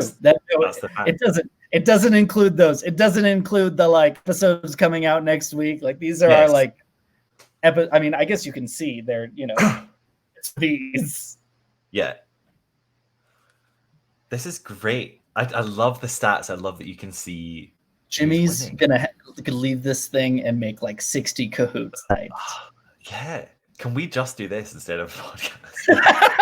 Really love. Literally, with my classes these days, it's like a Pavlovian response when the Kahoot music starts playing, and they're like, "Wah!" Oh, okay. But that's what we used to do when it was like, guys, we're gonna play times tables bingo, and they'd be like, "Yay!" Stupid. Do you have? Oh, you've seen the answers, right? I showed you the answers to these. Yes. Okay. Then I won't ask you. You remember them? Oh, were you going to ask what I think it is? I was going to ask what you thought because I made the Kahoot, and I was going to ask what you thought the answer was. I see. No, because that would influence. Come on. Right. No, we want to make it a nonpartisan Kahoot. What I will say is, I was surprised. I was surprised by this one too, and it took some figuring out to get a full list, and some of the later ones too. We had to dive back into some archives to figure some statistics out about our show. Mm-hmm. Also, for the record, everyone, I'm eating Jaffa cakes. You're such a Brit. Did I make you eat Jaffa cakes? No. In the yet unreleased lost footage of Nolan. Do you know what's happened with that? All right, just for context, we're about to. I'll discuss it when we're in the interim of the next question because we're about to finish. Fabulous. All right, let's see. Oh, equal across the board, but Fun Home was the shortest episode. Wow, look at that! No one knew. That was so equal. I love statistics. Fun Home clocks in at 55 minutes. Hamilton's at 56. Guys and Dolls is 1 hour equal, and Newsies is 1 hour and 1 minute. All right. It's about 50 minutes of talking about sexy men. All right, let's see who's winning. Sorry. Oh, it's changed. GCS Shaker 5. Oh, Dave Malloy. Of course he is. Of course he is. He's solid. Oh my god, Electric Boogaloo. That's funny. That's good. That's clever. I might use that later. All right, on to the next question. Elena is the highest climber. This is so good. What is our most popular episode by number of lifetime listeners? So this is grand total. Since day one, what episode have the most people listened to? Yep. And I will, again, these are the top 4. Yep. My story. Yeah. Jaffa Cakes. Story. No, not Jaffa Cakes. The lost video. Yeah. So they're on my hard drive that is currently locked in a church that is shut down because of lockdown. Because your hard drive is Sea of Vampire, and that was the only yeah, exactly. My hard drive contains, you know how in the Da Vinci Code, in Angels and Demons, the bottom of the Vatican is just full of all the secrets of the universe. Sure, I remember that part. On fire. Yeah. That's basically my hard drive. It's basically that. It was a venue that I did concert in, and I left. What you're saying is we need to call Tom Hanks. Yes, and he's here tonight. Tom, hi. Has he got Wi-Fi as well? Do another skit. We've got 44 seconds. Oh, hold on. Let me. Don't do another skit. Don't do it. Tom. Oh, hey, everyone got it. It's Hamilton. It's a good guess. Number one, the first episode. It's a solid guess. Do you know what I mean? Here's the thing, and I can't tell you full numbers, but Hamilton has listeners in the 10,000s, like the 10,500s, and Into the Woods is only 100 less than that. Yeah. 50 episodes later. And also, then below like, that there was... I was going to say, like, a few months ago, Woods was the most popular. So Hamilton, since Disney Plus... Yeah, people have been Googling it. And then goes Mamma Mia, and then Pajama Game. Why? Isn't that weird? By the way, who the hell knows? But do you know I what? know. I'm really happy about it. I know. But it's such interesting... Yeah. All right, let's check the scores. Dave so good. Dave, Jimmy, you're on fire. Gosh, I hope it's actually Dave Malloy. I don't think it's going to be Dave Malloy, I Tommy. don't think it Let's is, just manage your expectations here, okay? Dave Malloy has better things to do than to sit on their live stream. Let me have this moment of joy. It's the real Dave Malloy. We're going on to the next question. Yeah. Question 4. What's our least popular episodes? Crying emoji. Crying emoji. Look at that little boy. Oh. So sad. What don't people want to listen to? Yep. Do I agree with this? Again, surprised. Yeah, maybe. It's such a... Also, Ali McDonald is Dave. I have to let you down. Ali. That's okay. I'm glad you're Dave. Yeah, thanks for being Dave. William, don't feel like a bad student. You're a great student. Absolutely. These aren't things you need to know. I will say, this has been one of my more academically sound cahoots that I've made over the past couple weeks. Yep. Oh, people are saying that the Pajama Game was our comeback episode. Oh, that makes sense. 80 comeback episodes that I think was. I will live my entire life reading comments that say, "Oh my God, you're back!" Yep, exactly. But that still doesn't make sense because it's Lifetime. You know what I mean? Well, the internet works in strange and mysterious ways, Jimmy. It does. It does indeed. Strange and mysterious ways. Only a few more people to go.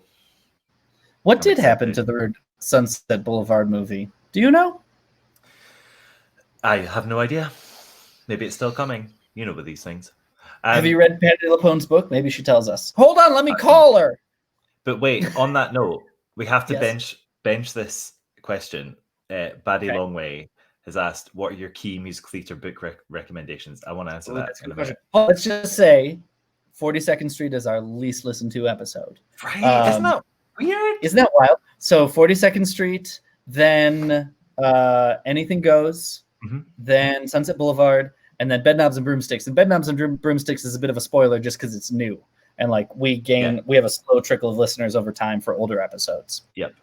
But what books do you want to recommend?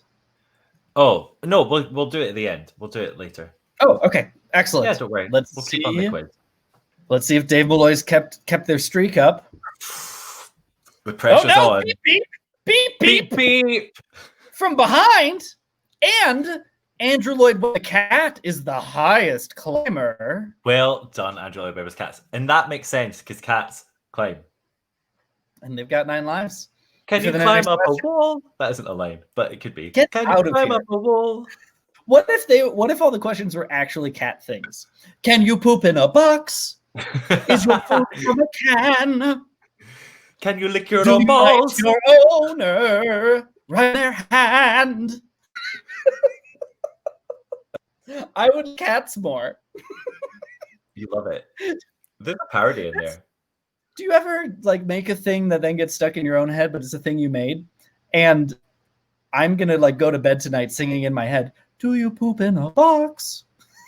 Yeah. Do you lick your own balls?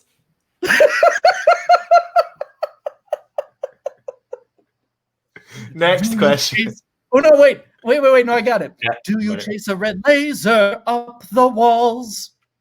Okay, I think we've got this here. We'll benchmark this.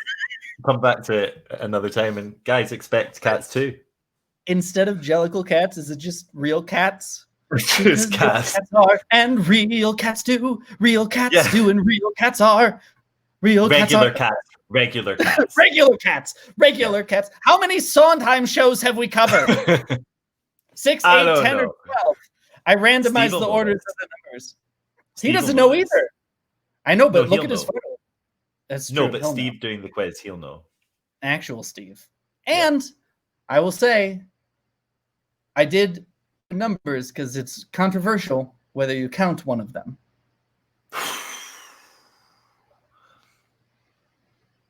Oh, I'm intrigued as to what you included.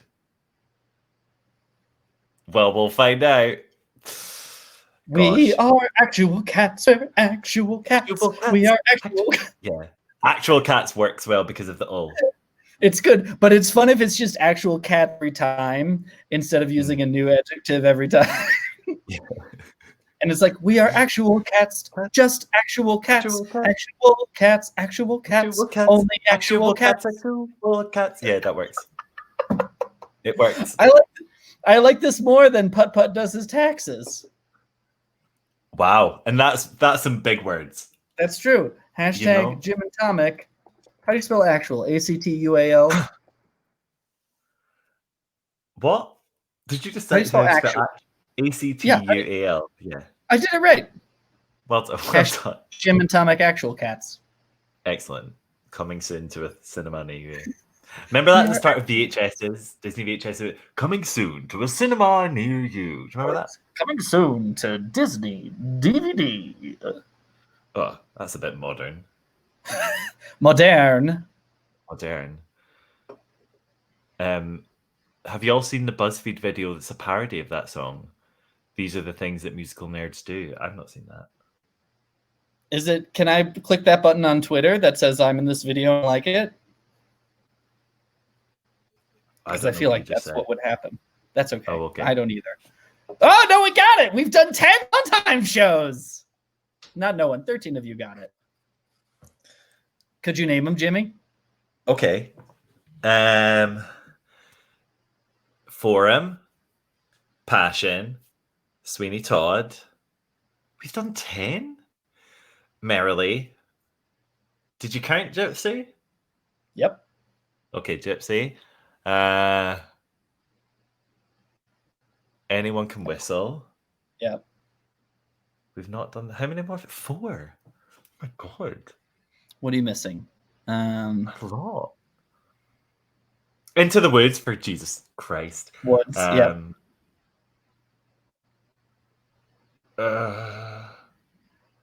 They're good. There's 2 you might and 1 you probably won't. Run through his canon. You can figure it out. I know what I'm trying to do.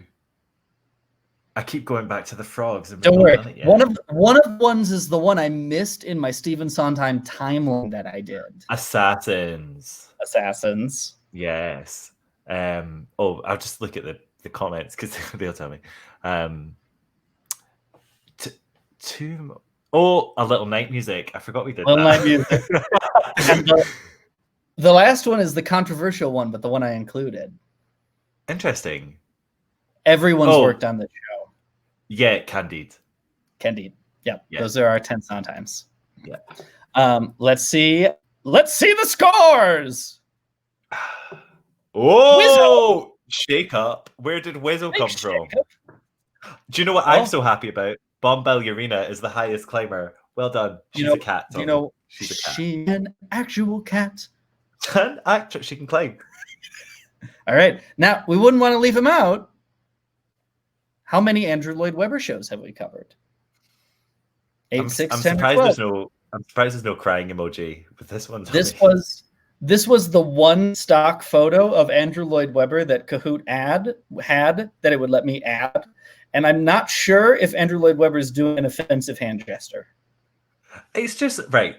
Is it fraud? Is he? Because he's at the Grammys. I think it's like a School of Rock thing. It can only be. But was School of Rock nominated at the Grammys? Why else would he be at Grammys looking like that? Stephen Ward? What are the words you just said? That's not a thing. Oh my God! Wait till we do Stephen Ward. That's a musical? Oh, Tommy, it's really bad. By Andrew Lloyd Webber? There are more of them? Yeah, it's recent. I have a checkbox list on my wall that I've been checking off, and I thought we were getting so close. No, mate. No. And he's still going. Do you know what I mean? He's still going. I know. We don't talk about it that much.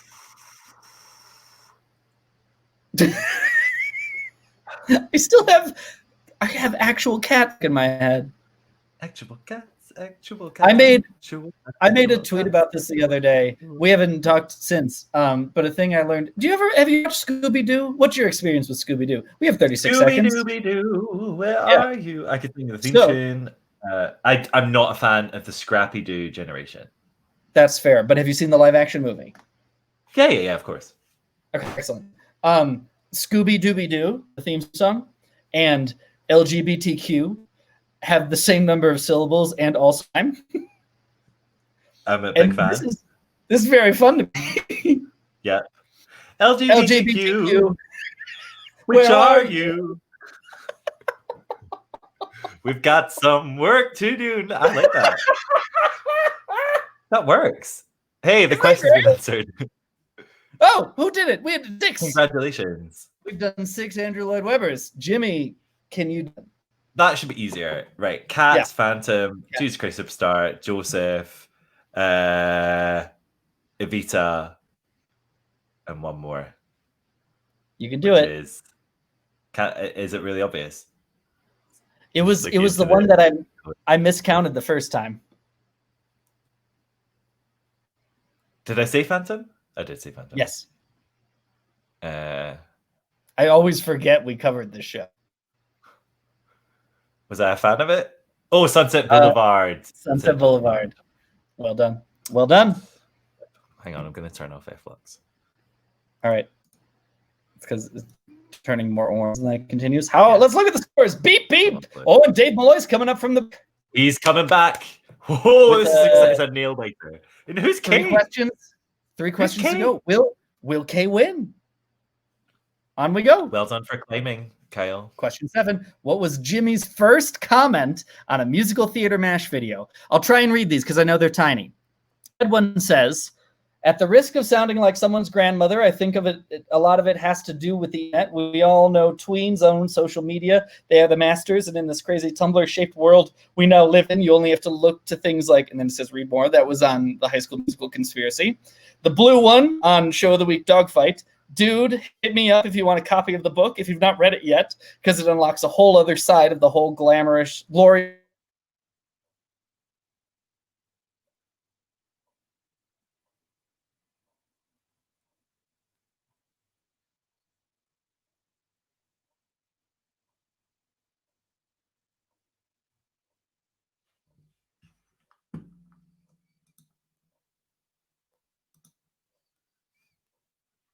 counting down. Can you hear me? Am I back? I'm back.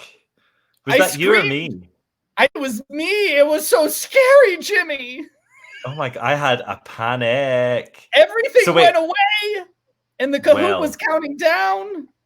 It's all good. We're back, and we've still got 50 seconds. Whoo! I'm gonna. That's how good my comments are. They break the internet. So scary. On the Little Shop of Horrors, a special guest. Don't Feed the Plants is my jam. I have it on bread with tea. It's so good. And on An American in Paris, Tony's Show of the Week, Jimmy said, never feel the real talk, hombre. We all fear the theater major's curse, capitalized. Yeah. What was Jimmy's first comment on one of my videos? I have some wonderful things to say, don't I?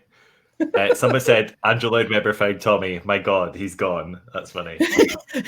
Can imagine he appears behind me. Yeah, that was so scary. I'm glad you're all still here. That's never happened to me before. Thank God. Well, we're breaking the internet right now, Tommy. But I say to that, Jimmy, will somebody me another drink? You need it. You did. Hooray. Yeah, turns out when I say hombre, it means I don't know you very well. Yeah, what year was that Tony Award? Wow. I don't. It must have been 70th because the first time we did was 71st. And didn't rewatch the video, so I don't remember. Why is the first video you're watching an American in Paris show of the week? What's going on there? Comment, first you wrote. That's the question we have to ask ourselves. Let's see who figured out. CGS Shaker number 5. Honestly, these big hitters is really impressive. And Felice is burning it up. I love that they're giving people these credits. Even if you're not in the top 5, you're still important. Well done, Felice. Two questions left to catch up. Felice just said in the comments, how do I keep being right? I mean, I know that pain. Felice, we're right there with you. I know. Did you see me get 5 out of 5 earlier? No, that was when we were frozen. Hey, Jimmy, let it go. Next question. Someone's already made that joke. You can't. Damn it. Yeah. Damn it. Yeah. What was the first Twitter message Tommy ever sent to Jimmy? The red one says, somebody mentioned you in a Facebook conversation, today, made me think I should write him a message. Now I am. End of message. Ooh, and I didn't crop that very well, so someone might cheat and read the tops of the dates there. The blue one says, oh my God, how is Fringe? The yellow one says, grand old time. Let's do this again next year. And the green one says, you got a good start, man. I was very much entertained. Stay in touch. Also, Sunday. I mean, the conversations that we have. We are sliding into the DMs. Yeah, you're witnessing the origins here. It's funny. I can't believe that we started talking on Twitter. That's weird. I know. That was our first, real... We had a couple of replies in the YouTube comments. Now, Twitter first, then Facebook. Well, there we go. Yeah, I love it. Someone's saying all this deep lore. Update the wiki. Damn right, exactly. We're really, really, really about the curtain. We said we'd never do this, and here we are. We're selling out. 5 years later, yeah. It's good for when they do the biopic. That's true. It's gonna be really important to have and this then content. Then the narrator will say, and after that, everything.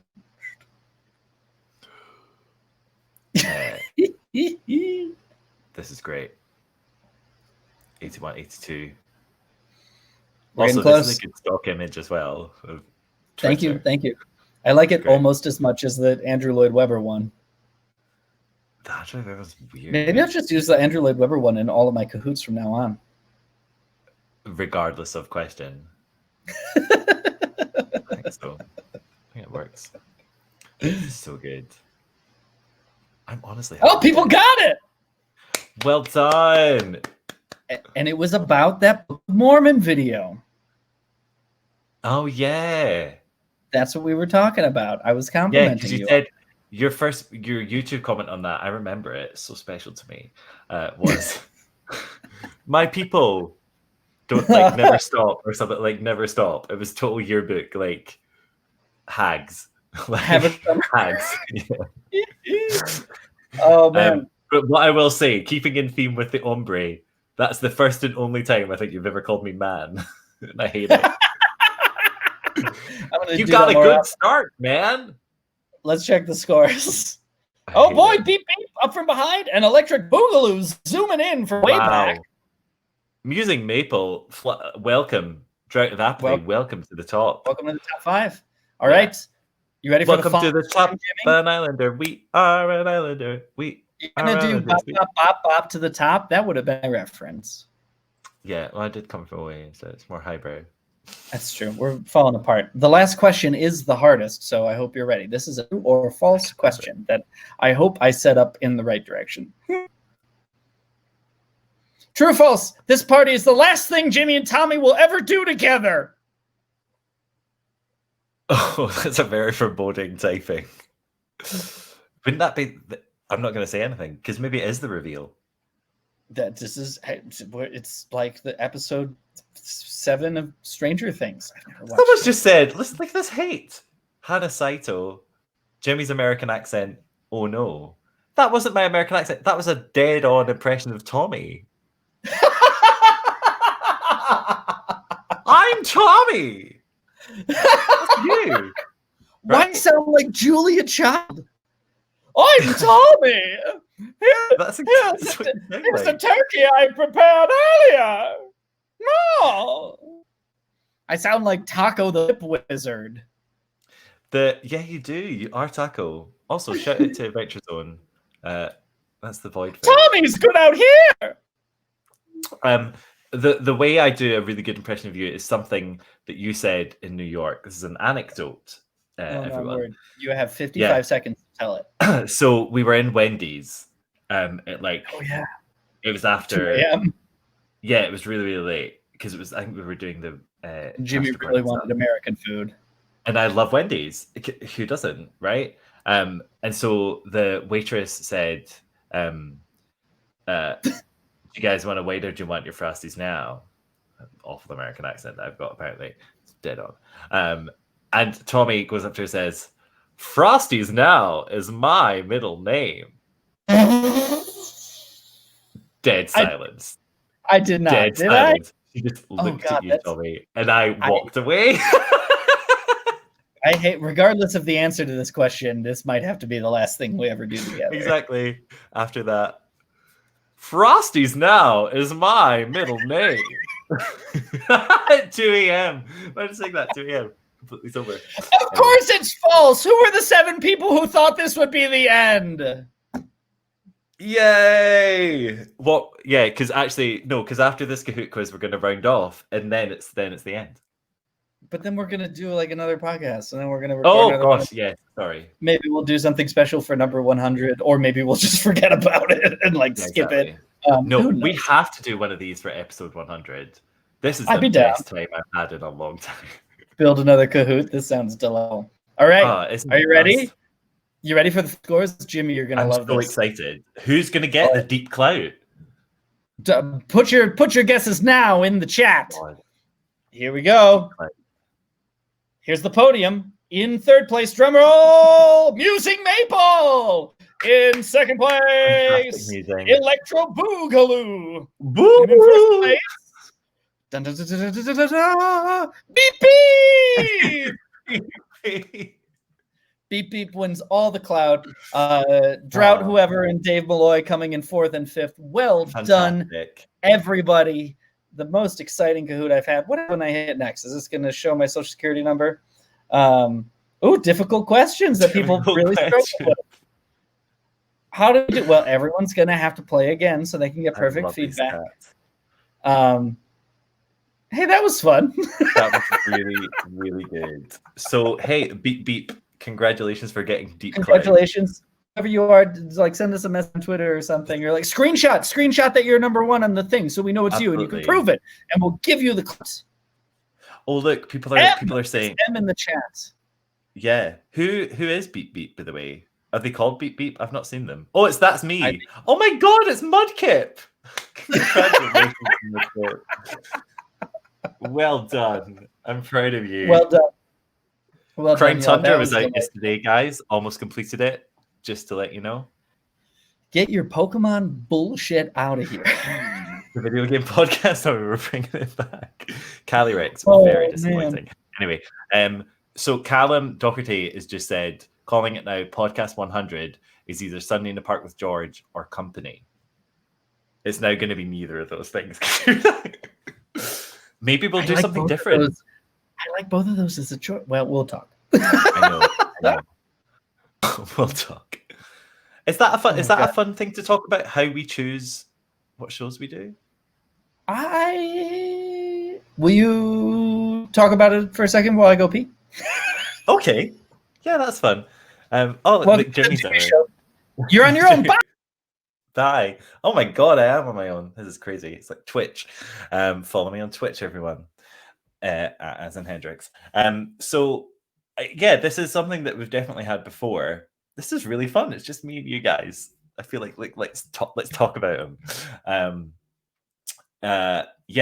So basically, because we like to have uppy downy, not always, the same thing. I have like a small formula where every 10 episodes we'll discuss a Sondheim or an Andrew Lloyd Webber. We flip them around. We'll discuss like a big hitter. So that's your Les Mis's, your Wicked's, your chorus lines, big ones. Then we'll go for like the complete opposite, a rando, like London Road, for example. Then we try and do like a big on the West End, if possible. So something that's really, really big in the UK. And then the rest to fill up the 10, we kind of go for like classic, contemporary, classic, contemporary. And that's how we program. Was that interesting? I feel like that wasn't interesting. Oh, I'm paranoid now because it's just me by myself while Tommy's peeing. Did I leave he's back. Oh, wait, no. I'm big again. Hooray. That was good. I had some chat about programming. What'd you tell him about it? Did you tell him about our Ouija board?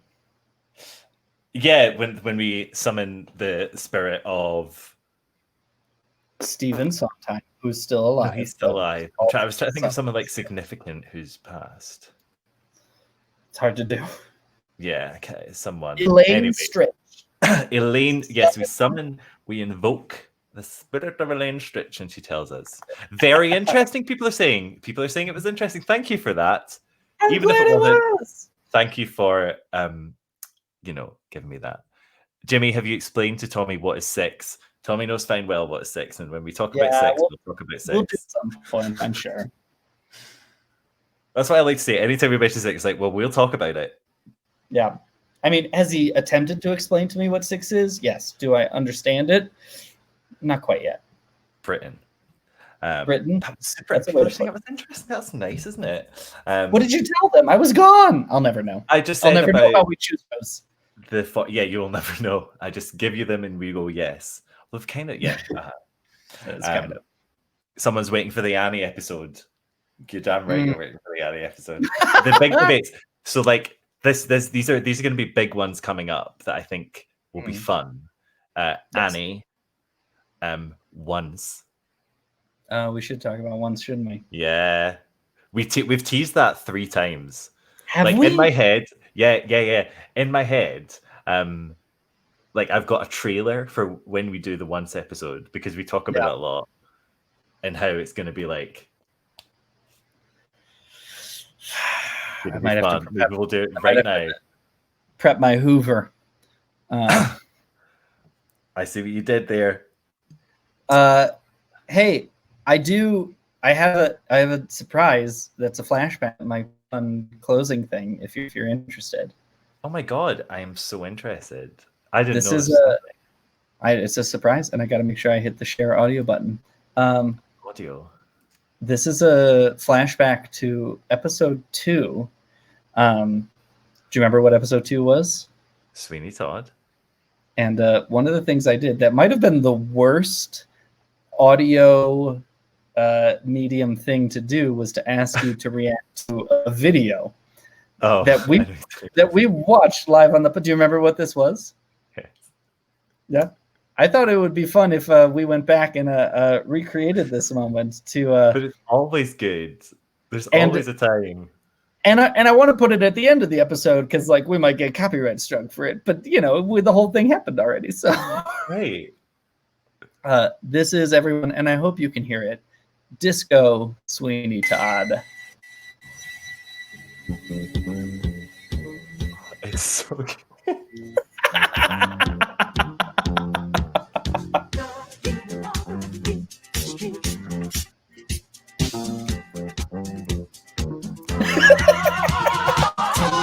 Sweeney Todd. His skin was pale and his eye was odd. He shaved the faces of gentlemen and never thereafter heard again. Play with it, play with the rhythm. It's Sweeney Todd.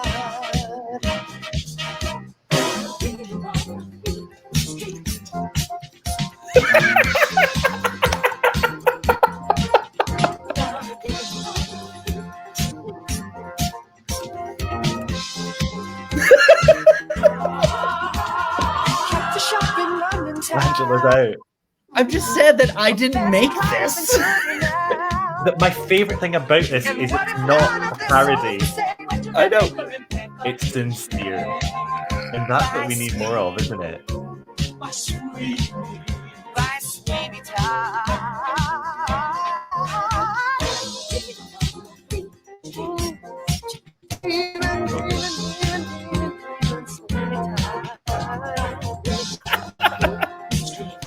I love that jacket. Look at that! Look at this long George hair. So good. The choreography. Oh god, if this came on a club, I'd lose myself.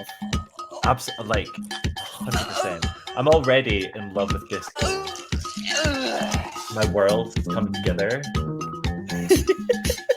The old women, just like, and then you can just like do it as like moves. Like now you do the old women, so you go, right? Whoa, whoa, whoa, whoa.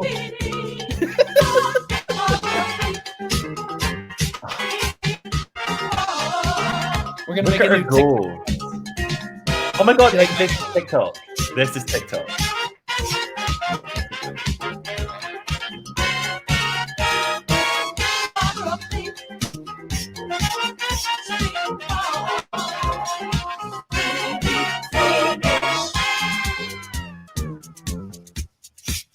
God, that's great. That's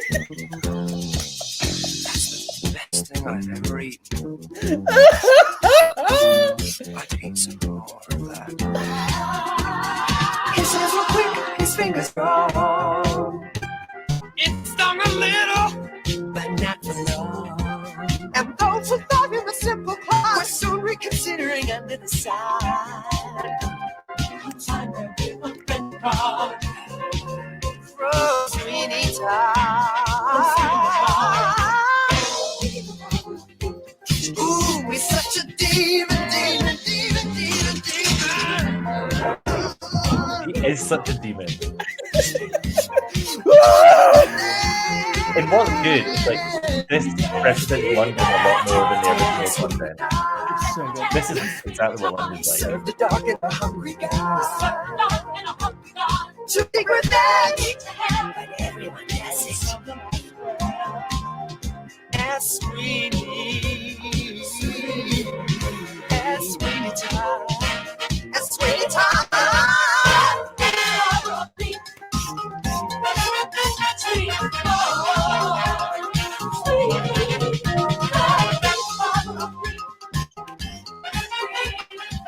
Come on, George Heron. And there she goes. That's it. Spoilers! Spoilers! Don't look! It's all right. She's just going to sleep. Spit it out, dear. Go on the floor. There's worse things than that down there. What a treat. I brought it mostly because I forgot about it until I was going back for old stuff. It's so good. I think, like, in the episode, did we not put the full thing? We watched the whole thing, and there's like 3 where you like really crunch, like, and then you just hear you being like, "Oh my, what? Oh my god! Wow! Oh, she is." It's terrible. It's so bad. Oh dear. Oh man, but I think this is a redeeming moment. Everyone can fully experience it in its fullness for the first time. This is what you're missing when you don't read the show notes, guys. It's that gold all the time. Is it? Yeah. That's I mean, where do we go from here? You know, I mean, like 11 episodes until episode 100, and then we'll figure it out. Yes. That's it. Isn't that? But that to me is almost more crazy than 5 years.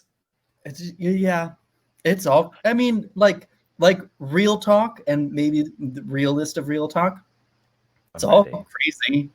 It's all crazy. Like, I never thought this would be a thing. Not to say as like a put down or like, you know, but it was just a fun little maybe project of like a way to pass the time and do something new, try it out, and it's become a thing, I guess. Exactly. Like, I did it because I was unemployed and living in my parents' house, like, and I was like, I need something. Yeah. Sure. Do you know what I mean? And then it was fun. And here we are. 5 years later. Oh, Betty Longwig, before we get too sentimental, musical theater book recommendation. Exactly, but let's not round off. Well, let me just turn around and grab a few of my faves. All right, Thomas. All right. Like the freaking librarian he is. He can't hear me now, so... So you're going to go from Billy Corrigan, I Met a Girl, to the whatever the next one is, and then now I'll say, it's not McGruff, the crime dog. This is a deep, deep Mabim Bam reference, which is how I'm stalling for time. Doesn't Jimmy, tell him when he comes back that he looks like a freaking Twitch game streamer with his like high-backed gamer chair and his deep, real like his gamer headset. He's ready to play Spelunky 2 or Fall Guys Season 2.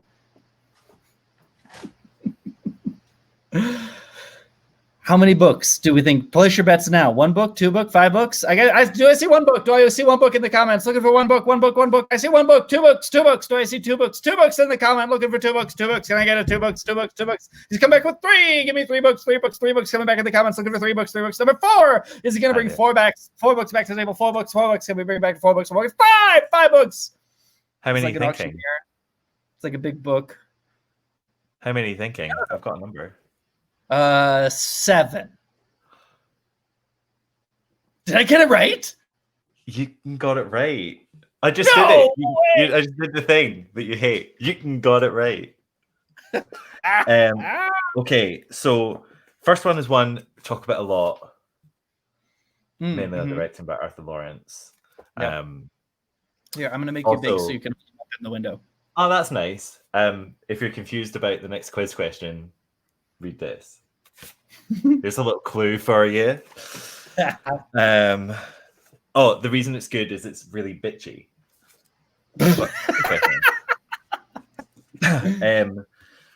Gillian Wilford is a lecturer at, I think it's Guildford in London. Okay. And this was very useful for me when I was writing my show, but also it's just really interesting if you're looking to get into the structure. I do look like a Twitch streamer right now. You're right. I totally didn't tell them to say that. Oh, okay. Lots of Simmons. Into the Woods by John York is just, I think, a book that everyone should read. It's got nothing to do with Into the Woods. Oh, okay, I don't care. No, you do care because it's all about stories and the art of storytelling. And you're like, what's that got to do with musical theatre? It's literally all about storytelling. So yeah, literally. So right, you're gonna see loads of these books. Yeah, I've got that one too. Right, you're gonna see loads of these books. This one's really good because it's quite current. The latest edition is quite current. I wouldn't get many of the other. Don't get Acting Through Song. Mm-hmm. It's not good. It's not. Yeah, I started. You know everything. Yeah. This is good because it goes really technical, and that's why I would recommend that. If anyone is interested in directing, I just pulled out this one as a wild card. This is brilliant. This is like, my God, I still go to this, even though I don't direct. But it's just like really easy bite-size chunks of just remember to do this, think about doing this, remember to this. It's just fantastic. I have the red covered version of that one. I was like, that looks familiar, but not like the one I have. Oh, I didn't know there was a cover. It's I don't know. It's just so good. Yeah, I don't know the difference. I'm sure it's an edition thing. Tommy, you'll not be surprised. Oh, so read it. Good. I reread it recently. Really good. Yeah, like it is really, really good. I will say, and like to give it what it's worth, it is a bit of dry academic reading, but The Great White Way is like a discussion of blackness and how it relates to musical theater, race and how it relates to musical theater in a bunch of different ways. Like nowadays, if you want to jump on the racial justice reckoning that musical theater and theater in general is having, The Great White Way is a place to start. 100%. And it's one of the, I think like anyone who listens to our show you'd enjoy like the kind of conversations that he has in here. It's pretty much the same. It's just not as sassy and fun. I can't remember who wrote that. What's the author's name? Warren Hoffman. Warren Hoffman. Thoroughly recommend, honestly. And finally, read footnotes in The Great White Way. It takes some doing because they're like in the back, but it's one of the best parts of the book. Totally. And finally, my hero, Scott Miller. I love him so much. So every single book that he has written is great. This From is Assassins to West Side Story. Is that the name of it? Yeah, this is just one of them. He's done so many. I think there's like 7 or 8 he's written. And they're just essays. But if you like our podcast, you will undoubtedly love these books because they're better. Like he's just very good. He talks about all of the things that we talk about. Like I just love Scott Miller so much. Like he's on my, everyone has like their who's your 10 people that you'd have at a dinner party. Scott Miller. Yeah, I want to talk to him. Like I love him so much. And so that's my 7. That's my Rex. There you go. It's a good number of books. And right? everyone's homework. Number 1, take a look at those Kahoot questions you got wrong. Number 2, you got your reading assignments. There'll be some comprehensive. Mommy, is that your mom? Questions. Let's not talk about it. My mom's watching as well, so it's all good. It's all good. Hi, Mom. Isn't that cute? We're the best. We're something, that's for sure. Yeah, we are. Best way to pitch your podcast by telling you that something's better. You're damn right. We're good at that's PR. That's par for the course for us. He is better. He's so good. Hey, real talk. This is wild. What are we doing? This? Yeah, we're here. That people, listen to us and we say shit. This has been honestly the best night ever. I was like, I prepped all of my friends to be like, Jimmy gets so nervous. He gets so nervous, and it's so. It all hinges on that one hate comment. It changed everything. It's always going to be fine. It's always going to be just fine. He's really good at what he does, and he gets really, really nervous. But no, I said to all my friends, I was like, guys, you're going to need to come on. Like, I think there's going to be like 3 people, and it's going to be awkward because we're going to need to. And hey, then at least 7, so. There's at least 7, which is great. Yeah, like I've honestly adored this evening. It's so delightful. We will absolutely do this again. This has been so much fun. Absolutely. If you're rewatching in the future, jimandtomic.com, because who knows where this video is going to end up, but we run a musical theater commentary podcast. You'll like it, I promise. Yeah, exactly. And honestly, everyone who's tuned in and left comments, these comments will all exist, won't they? We can read these again, because I kind of just want to go back and look at all the questions that Jimmy's going to make a best of, and I'm recompile whatever the best putt-putt game was. And tune in next time. We'll get started on that, because that. Yeah, Jimmy and I will be streaming Putt Putt Does His Taxes on twitch.tv. Drop your twitch.tv handle, Jimmy. I already have. Sorry, I did it earlier.